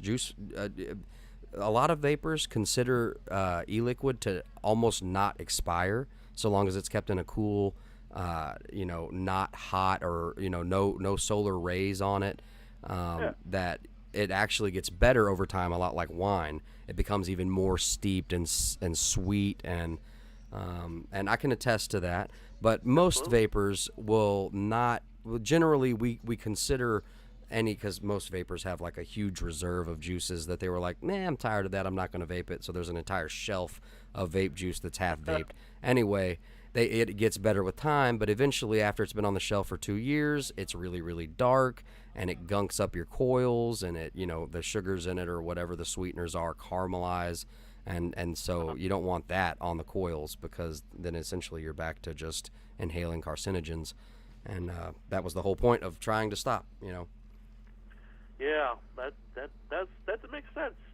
That's definitely something you know about and are passionate about. And that's pretty cool. Man, I've been in it, and I mean, I'm not really an activist at all, but like where I've done my petition signing was for them to back the F off of. I hear you. Any federal FDA, whatever. I don't care, man. No regulations on the vape. It's a good thing, in my opinion. It's totally your choice to do your own deep dive research, because like it worked. The whole point was to get people scared of vaping. I had 2 or 3 friends that immediately quit when these news stories came out. You know what I'm saying? And guess what they did? They went back to cigarettes. Oh, that's terrible. That's How about that? How about that? And now look at me. I'm still maybe a year out from these vitamin E acetate THC cartridges being released into these small sectors of these black markets. And I don't know how many bottles of juice in, and I don't have any of these weird conspiracy theories, because that's what those are. Those are conspiracy theories to get you scared of vaping and get you scared back into their cigarettes. Why are the cigarettes so important? Because they cause health issues, and the state gets money, okay, because of how many. Seriously, there are I forget the name of this stuff because it's so late. Dang it! But subsidies, I guess you could call them. For how many people deal with tobacco lung injuries in a state. The more of those you have, the more money the state gets for having injured lungs. So the state gets money. Big Pharma gets money because they treat the people that eventually get emphysema and cancer. And then Big Tobacco of course, man, they're just jacking up the prices on the cigarettes as time goes on. I mean, back in my day when I first started smoking, let's see, I was smoking 2 packs a day, and it was like, I think $3.85 for a pack, and now it's like, I thought $5 was crazy. Now it's like $7 and something, $7.20 something cents for a pack of cigarettes. It blows me away. Yeah, they're definitely expensive. The irony is they used all the cigarette money to buy up all the food companies. You realize that? As far as who though? Big Tobacco. All the food companies. Big Tobacco owns almost 90% of the food companies now. They bought them with the tobacco money. So now they don't really care if the majority doesn't smoke anymore. But what they're also doing is they're covertly marketing towards kids, which is despicable. In any industry. Above I'm talking above. about even kid toys. Okay, your commercials are sickening. The kid toy commercials sicken me. They very well could be 80 or 90% of the reason why I don't keep cable in my house. Okay. I hear you. Because we go over to my mom's house and they've got normal TV or whatever, so Fox News comes on, and for some reason my mood will switch. I wonder why. I don't know. It's really weird. I'm not really paying attention to it, but when I do, it's like it not doesn't take my joy, but it makes me upset. I don't know. Almost as if there's this subconscious agenda to it to make you upset. There are tones and things in this world related to music that will basically switch your thinking brain, your reasoning brain off, and allow things to go straight to your subconscious. But and I noticed that, and I tried to point that out to my dad. Like, he sits there so pissed off at this news, and maybe it's just a train nurture thing for me. I don't know. But then a toy commercial comes on, or something like that, and I see the manipulation in my daughter, and then I just get fed up. And I have legit, stubborn as a mule, on multiple occasions, gotten up on our little visits or whatever to go hang out and have dinner or whatever. I'm cool to have dinner. I'm cool to sit at the table and conversate. But if you go in that room and put on Nickelodeon, Cartoon Network, or damn Fox News, I'm out. And I'm bringing my kid outside with me, and we're going to go sit outside. But, they have a little bit of property, so it's not like, we're going. It's like we're going to, the porch. But seriously, man, I won't sit in front of that damn Fox News anymore, man. Well, that's smart. I mean, with what they use the TV for, if I had my way, I would not have one in the house at all. That's one of the major reasons why I don't watch TV, because it adversely affects your mind. It's worse than smoking crack. Look, for real though, the TV does have patents of dang it, man, I'm not well versed enough on this crap. Give me a second. It's literally it's a weapon, okay? It can be used as a weapon to manipulate masses and to control, okay? And that's all the crazy, kooky 1990s conspiracy theories that you were hearing. They're going to put a chip in your brain, man. Well, look, dude, they're not far off, okay, man? They were pretty right on, man. The TV is certainly a control mechanism. I mean, think about back when y'all were teenagers, some of y'all, and how you would watch VH1 or MTV. It was like crack, wasn't it? And even these stupid, dumb reality shows that you look back on, and how freaking cringy and ridiculous it was, but like you were sucked in, on these stupid little game shows. Okay, and if you go back and look at them now, it's like you feel like you wasted a monumental amount of time. But little did you know, man, that thing, that screen, that screen will like cast a spell on you and like make you lose. You don't get anything productive done. Full distraction. Not only that, but by inflection, by repeating certain words in a certain way, you can program people. You absolutely can. You absolutely can. You can. You can turn an entire nation into... Well, what you do is you control thought. And I know, see, I said it in a way that doesn't make you so scared. I didn't say mind control, but they control thought. Okay? Yeah. So what's wrong with the hippie that smokes some pot? Not very much, but if tell me how many people that, like, seriously, when you smell someone or you see someone... Like here in these states, guys, I'm not talking about everyone overseas and everywhere. I know overseas and whatnot, it's very heavily legalized, but here it's federally still illegal, and there is a stigma with potheads here. It's not just like, nah, that dude just smokes his herb, man. It's not cool. as like if we're gonna talk about sports fan Trump neighbors, okay, Yeah. or no offense, guys, but even the Hillary Biden folks, okay, the like Nancy ring the cops. Oh, no offense, I'm not trying to offend anyone. That's those stigmas. That's that control. They've successfully Well, through. That's just like for them acetate, to. Go ahead. just like E-acetate, they throw out this word gateway drug. Yeah.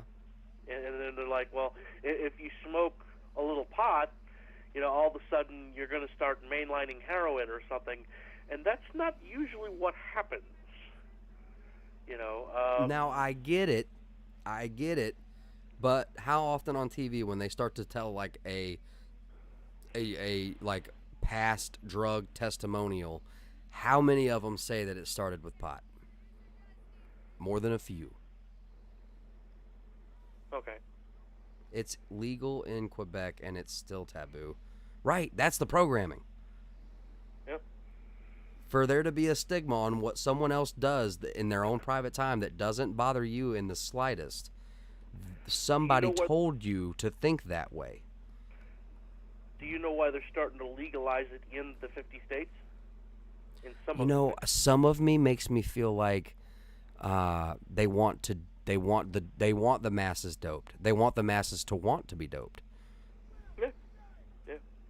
Well, there's a lot of tax money involved in the sale and distribution of what they've termed legal marijuana.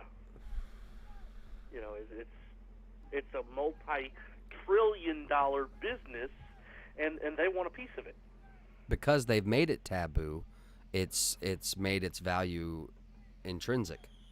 Yeah, they drove up demand. I mean, think about the prohibition and the price of alcohol. I mean, That's it used right. to be all over the road, and then they're like, okay, we're going to create a regulatory structure. We're going to call it ABC Liquor. We're going to regulate the crap out of it, and if you want to sell that kind of liquor, you have to get a license from us. You have to sell it in our stores. You can't. What does that sound like?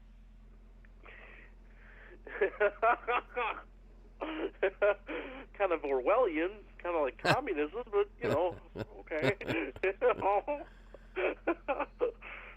I mean, some of it I understand, but if you do a little bit of research about how to distill, how to do it safely, how to, you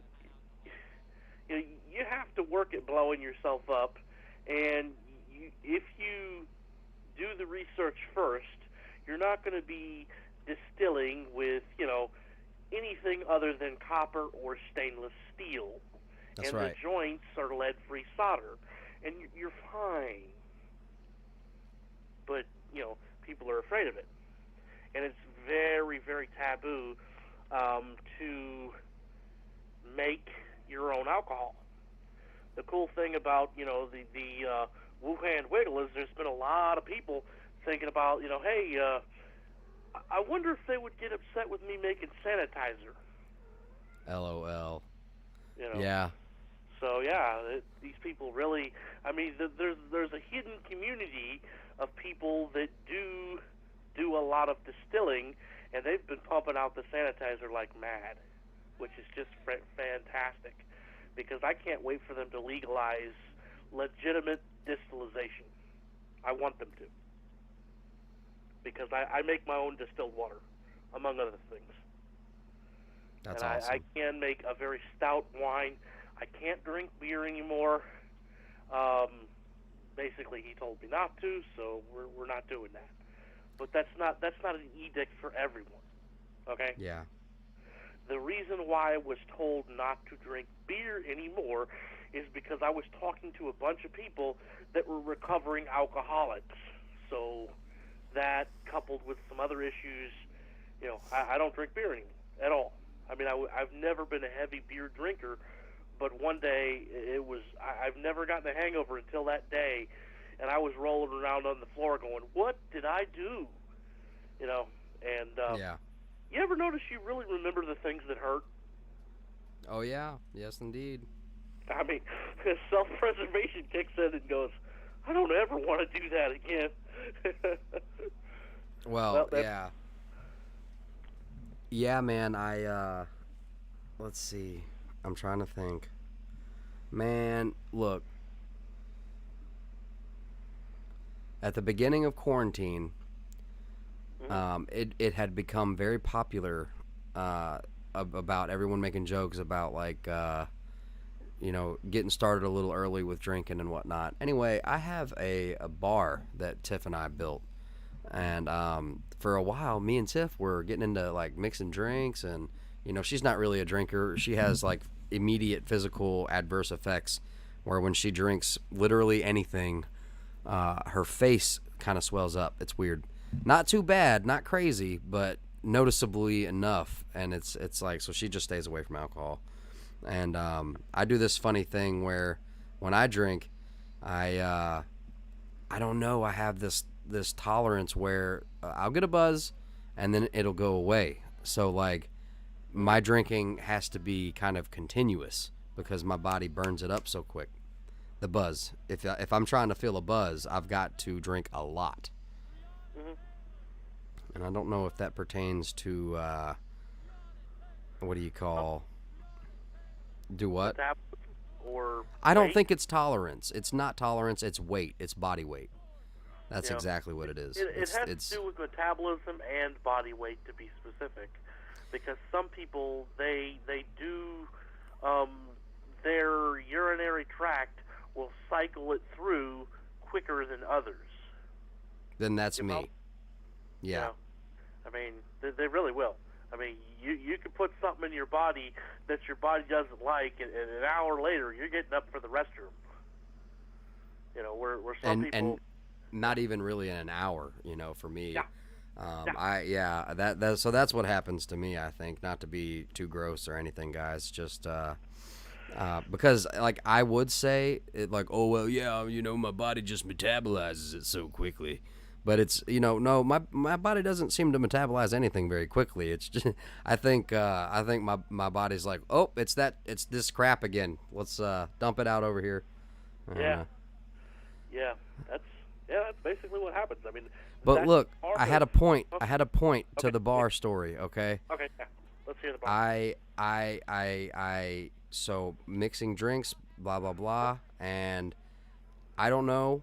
I quote unquote fell in the shower, and that is not code for anything. Very legitimately, I went to get in the shower and failed. and hurt my shoulder so bad, but I don't remember, okay? I don't want to say blackout, but I didn't remember exactly what happened. And Tiff just responded to me, in pain. And, dude, I swear I thought I'd, like, dislocated my shoulder, but was too terrified to go to the hospital because of the Wuhan wiggle. And, so I dealt with the shoulder pain, kind of hoping it would just go away. And so from then on, I don't chase buzz no more. I'll enjoy like a craft beer, but and maybe even one or two. But, like, I don't get blackout drunk no more. Like, once I start feeling a buzz, it gets cut off, and I start drinking water. Well, that's the responsible thing to do. Plus, you kill less brain cells that way. And we need all the brain cells we can get as a species. Yeah, no kidding.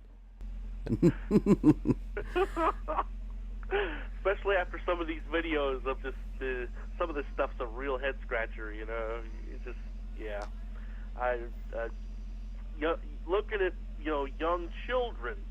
My children aren't young anymore, but they were at one time, and I mean, I'm looking at these college kids going, my kids didn't even act that way.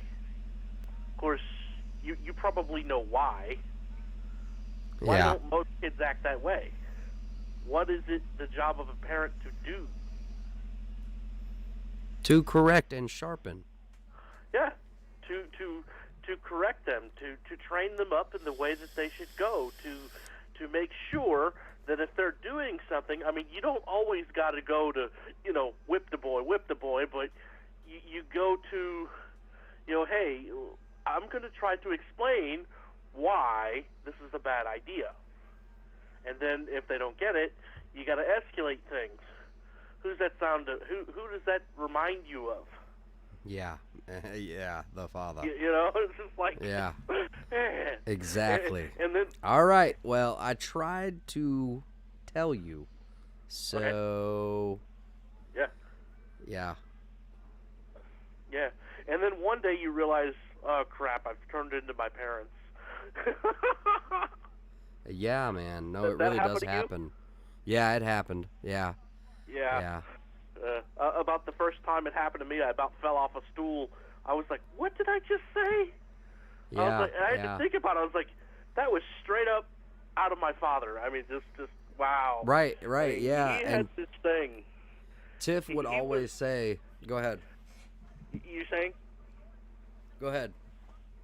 He would say literally all the time when he was losing patience, because I said so. And he would say it in a way that meant discussion is over. And he could literally withdraw his belt, snap it together, and go to business quicker than you could blink. Dang. So, you know, he was pretty affluent at that. But the strange thing is, I was never afraid of him, because he always had a reason for what is coming, and you always knew it was coming because he would warn you. You know, and you could tell because of his tones and because of what he said, and sometimes he'd straight up tell you, you know, look, that's going to cease, or I'm going to bust your butt. You know, and it wasn't like, you know, doing serious physical harm. A lot of it was theater. Do you understand what I mean? Yeah. You know, he'd fold the belt to make sure it made a nice snapping noise, and, you know, he wasn't trying to hurt anybody, but he was trying to instill in you that, you know, if you continue doing this, you're going to get hurt. And, you know, yeah, that makes a lot of sense now. The tushy is cushy for a reason. Okay, it's a tool. You know, it's you know, there are many verses about. I mean, it even goes so far as to say, I don't want to start getting into a biblical. What do you call it? Because I love your terminology where you're like, I don't want to get into a Bible ping pong, where I have to go find all these verses to prove to you. If you're interested, go Google it, you know, or get your Bible out. I mean, it goes so far in the Bible as to say that if you're not disciplining your kid, and it doesn't say beat or beaten, you know what I mean? It's just that it goes so far as to say that you hate your child because you're not correcting them on what they need, you know? That's correct. Yeah. And go ahead. Discipline is two parts.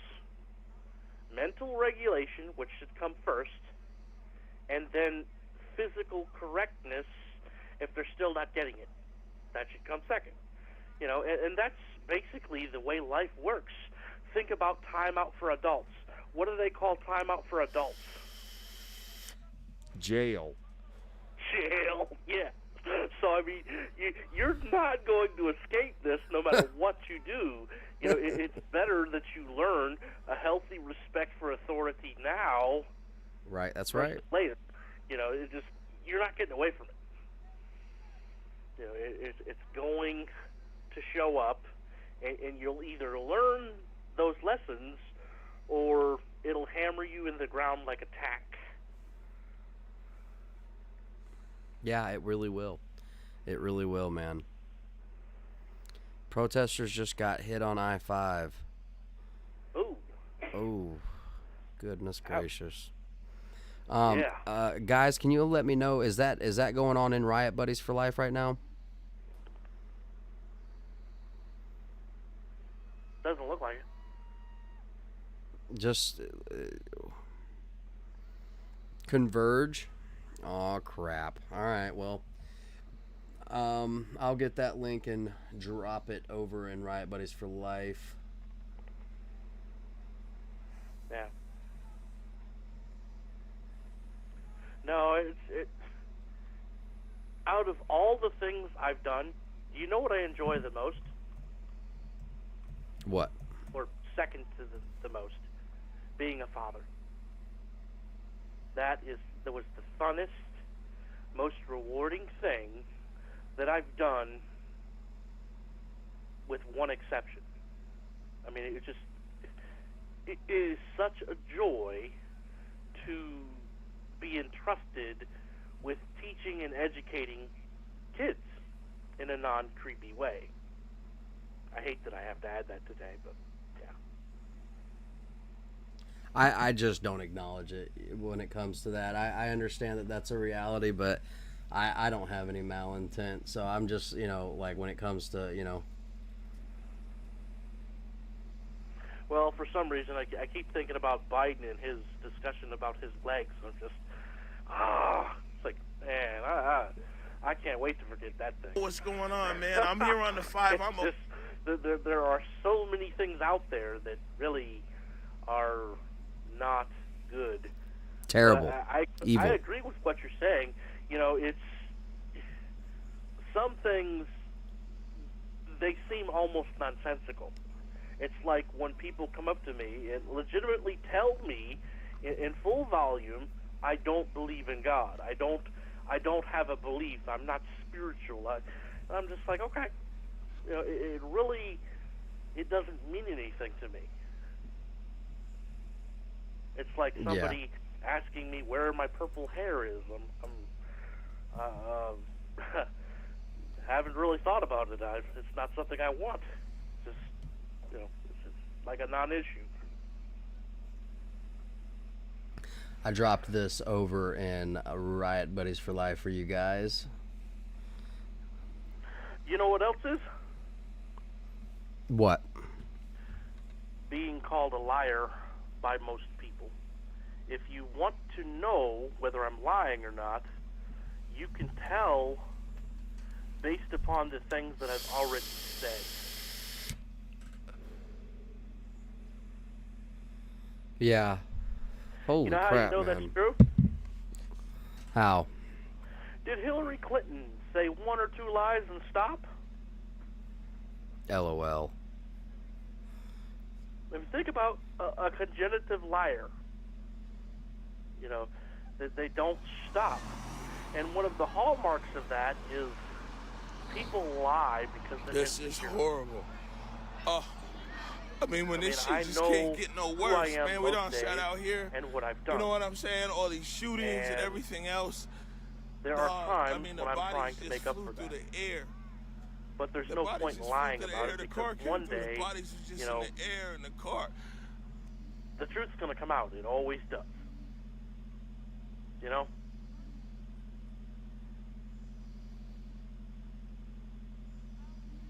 Yeah, the truth does always come out, man. Sorry, this video started playing audio, and it was talking about the body just got through the air, and that dude Omari is like crying. And I get it. I've been on a scene like this. I was never a first responder, but a friend of mine was, and we were coming back from a night on Bourbon Street, and an Escalade flew around our vehicle to get to kind of slingshot to get in front of us. So he was going at a blur speed, a white SUV, going at probably 120 miles an hour. Everything that truck could do, under the governor. And he didn't know that there was a little bitty Nissan Sentra in front of us, and they came around gonna do that slingshot, kind of trying to, because he was moving 120 and we're moving at 60, half the speed. So he boom, smacked into the car that was right in front of us. By the grace of God, I mean a miraculous. I don't know how our car didn't get tangled up in it at 60 miles an hour. I think that they pushed that person over to the left out of the way, and we just kind of right past the wreck, and we pulled over. Wow. And yeah, man, it ejected the passenger who wasn't wearing a seatbelt through the front windshield. And we responded because that's what my buddy did. He was trained EMT, civil servant, paid firefighter, and he had his badge with him, and he was the first person on the scene. He had me stop traffic. And we're talking about 3 o'clock in the morning here, and he immediately goes to work on this guy. He always keeps a medic bag in the back of his truck, or a first aid, big medical bag. And I mean, he had a terrible wound all over his face and his neck, and his torso was. Lots of lacerations.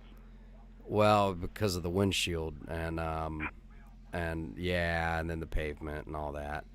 And so I've been on a scene just like this. I don't know how many people are hurt here. It could be more than one, but you get emotional. The guy after ambulance came to help my friend, they pretty much respected his authority, I guess, for being the first one there. They were letting him run the show. And but listen, this guy is the kind of guy that you can take out to any kind of party. He might have one Miller Lite, and that's it. This dude doesn't, he'll drink just to have a beer in his hand, but not drinking it. You know what I mean? Like he's, I don't know. He just. And what you mean? I mean, from an early age, they drilled into me no distinguishing marks of any kind, no liquor, no, very hardcore. And I've carried that to this day.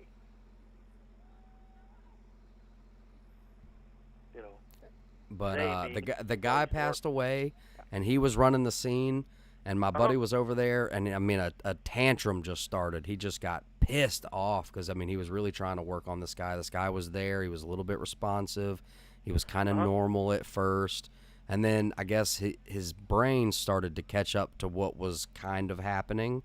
And then you could see it kind of happen to where he started to kind of understand what happened, or at least understand that he was mortally wounded. And then it was like he was interacting with things that, he faded out, and regardless of everything they were trying to do, and my buddy just come over, and I'm standing in the middle of an interstate, blocking probably 250, 300 cars at this point, and he just wraps me in a big old hug, and we just start breaking down, crying, and somebody gets out of a unmarked car, in plain clothes with a badge, and it's a detective, and he comes and starts talking to us, and he tells me, he's like, you stay here, keep this traffic blocked. And then he went over to the scene and, just started, busting out with the radio and, anyway. But, cops couldn't show up because of all the cars and whatnot. And the only reason the ambulance showed up was because, they pushed everybody from the left lane over so that they could get over on the median. Anyway, that was a night, and it was emotional. Oh my gosh, man, we were just boo-hooing together. Oh gosh. For a while. Well, and we did just see a dude leave life for no reason other than somebody was very, very drunk, and I guess was trying to get to where they were going as fast as they could, as fast as their vehicle could get them there. Yeah. I mean, I see that today in the way people drive, and I mean, I encourage my wife not to go over the speed limit, and she doesn't. But that means we're getting passed by everybody and their brother. That's right. I drive like an old cannot papaw. afford to pay the ticket. Yeah, I drive like an old papaw. Like I've matured. My dad used to say I had gas on my chest. I never understood the meaning of what the heck that meant. But it's because I used to drive like a race car driver, okay? I don't know what my problem is, but after a couple of accidents, that has all changed. Tiff, however, has had some terrible accidents, and she is a bad girl. She just got pulled over today. Oh, no. She didn't get a ticket by the grace of the Lord. But, that is too close to call, man. Seriously, I know it's shameful and it's embarrassing, but one bad speeding ticket that could ruin everything that we like. I know that sounds stupid to a lot of people. Well, I didn't hang up. I did not hang up. It hung up. All right, everybody. This link is over at Riot Buddies for Life. The link for Riot Buddies for Life Facebook group is in the description. I love you guys. Bro fist. I'm gonna go ahead and crap. It's almost 4 in the morning where I'm at. That's all cool. Thank you so much, everybody, for hanging out. I am going to try and start packing it up and going to bed. Chad, brother, I don't know what the heck happened. I did not hang up on you, but I am going to go ahead and close it out and start trying to wind down. I never go to bed immediately after the show. I do so much background stuff and try to respond to folks. So I'll be up for probably another 20 or 30 minutes trying to wind down and close stuff out. But brofist, everyone. Sista Fista. Love you guys. Thank you so much for being here. Now I'm going to play some cool synth music. Good night. Good night, LC. Thank you for being here. Is this live? I'm all out of drink. Thank you so much, everybody. You guys rock. Love you. Sorry, Chad. Love you, brother, man. I'm sorry, man. But we'll call tomorrow. We'll open the phones up early if there's not anything like crazy going on. Brofist Stacy, thank you so much for being here. Sister Fist. There was another part, but my voice cracked and didn't do it, so it just sounded like I stopped when I said fist. All right, guys. I'm gonna play some cool music, and then I'm gonna head to bed. Try to.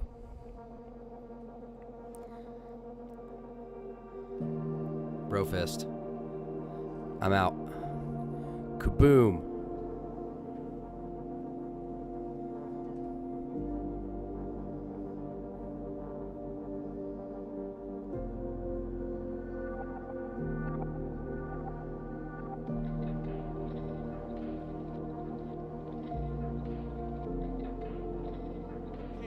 Now here's the hand round here, boom, hit the people here, and the people went in the air, and it was crazy, and then got down there by the HOV sign to the left, and sat there for a minute. So I don't know if like the dude was loaded or whatever, and then a truck gave pursuit.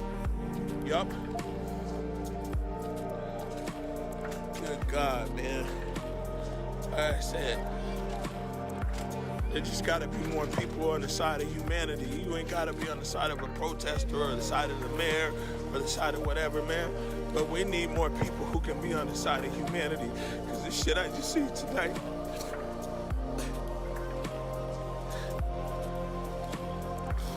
There's been a lot covering this.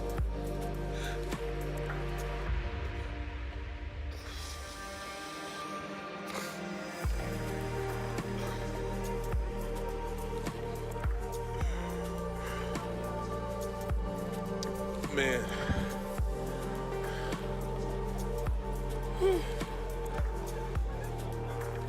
Yeah.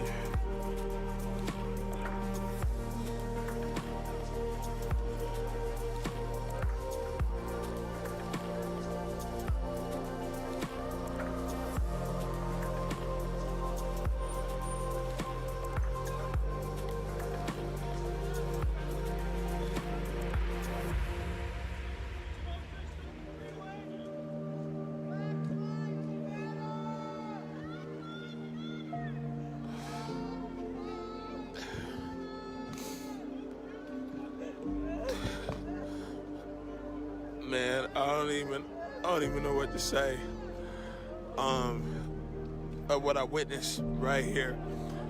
And what we just witnessed for the last almost 40 days in Seattle.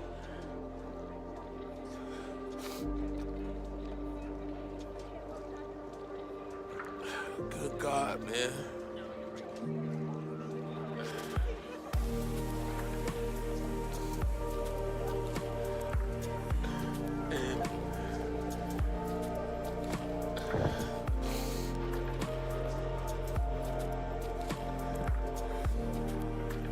I don't even know what to say.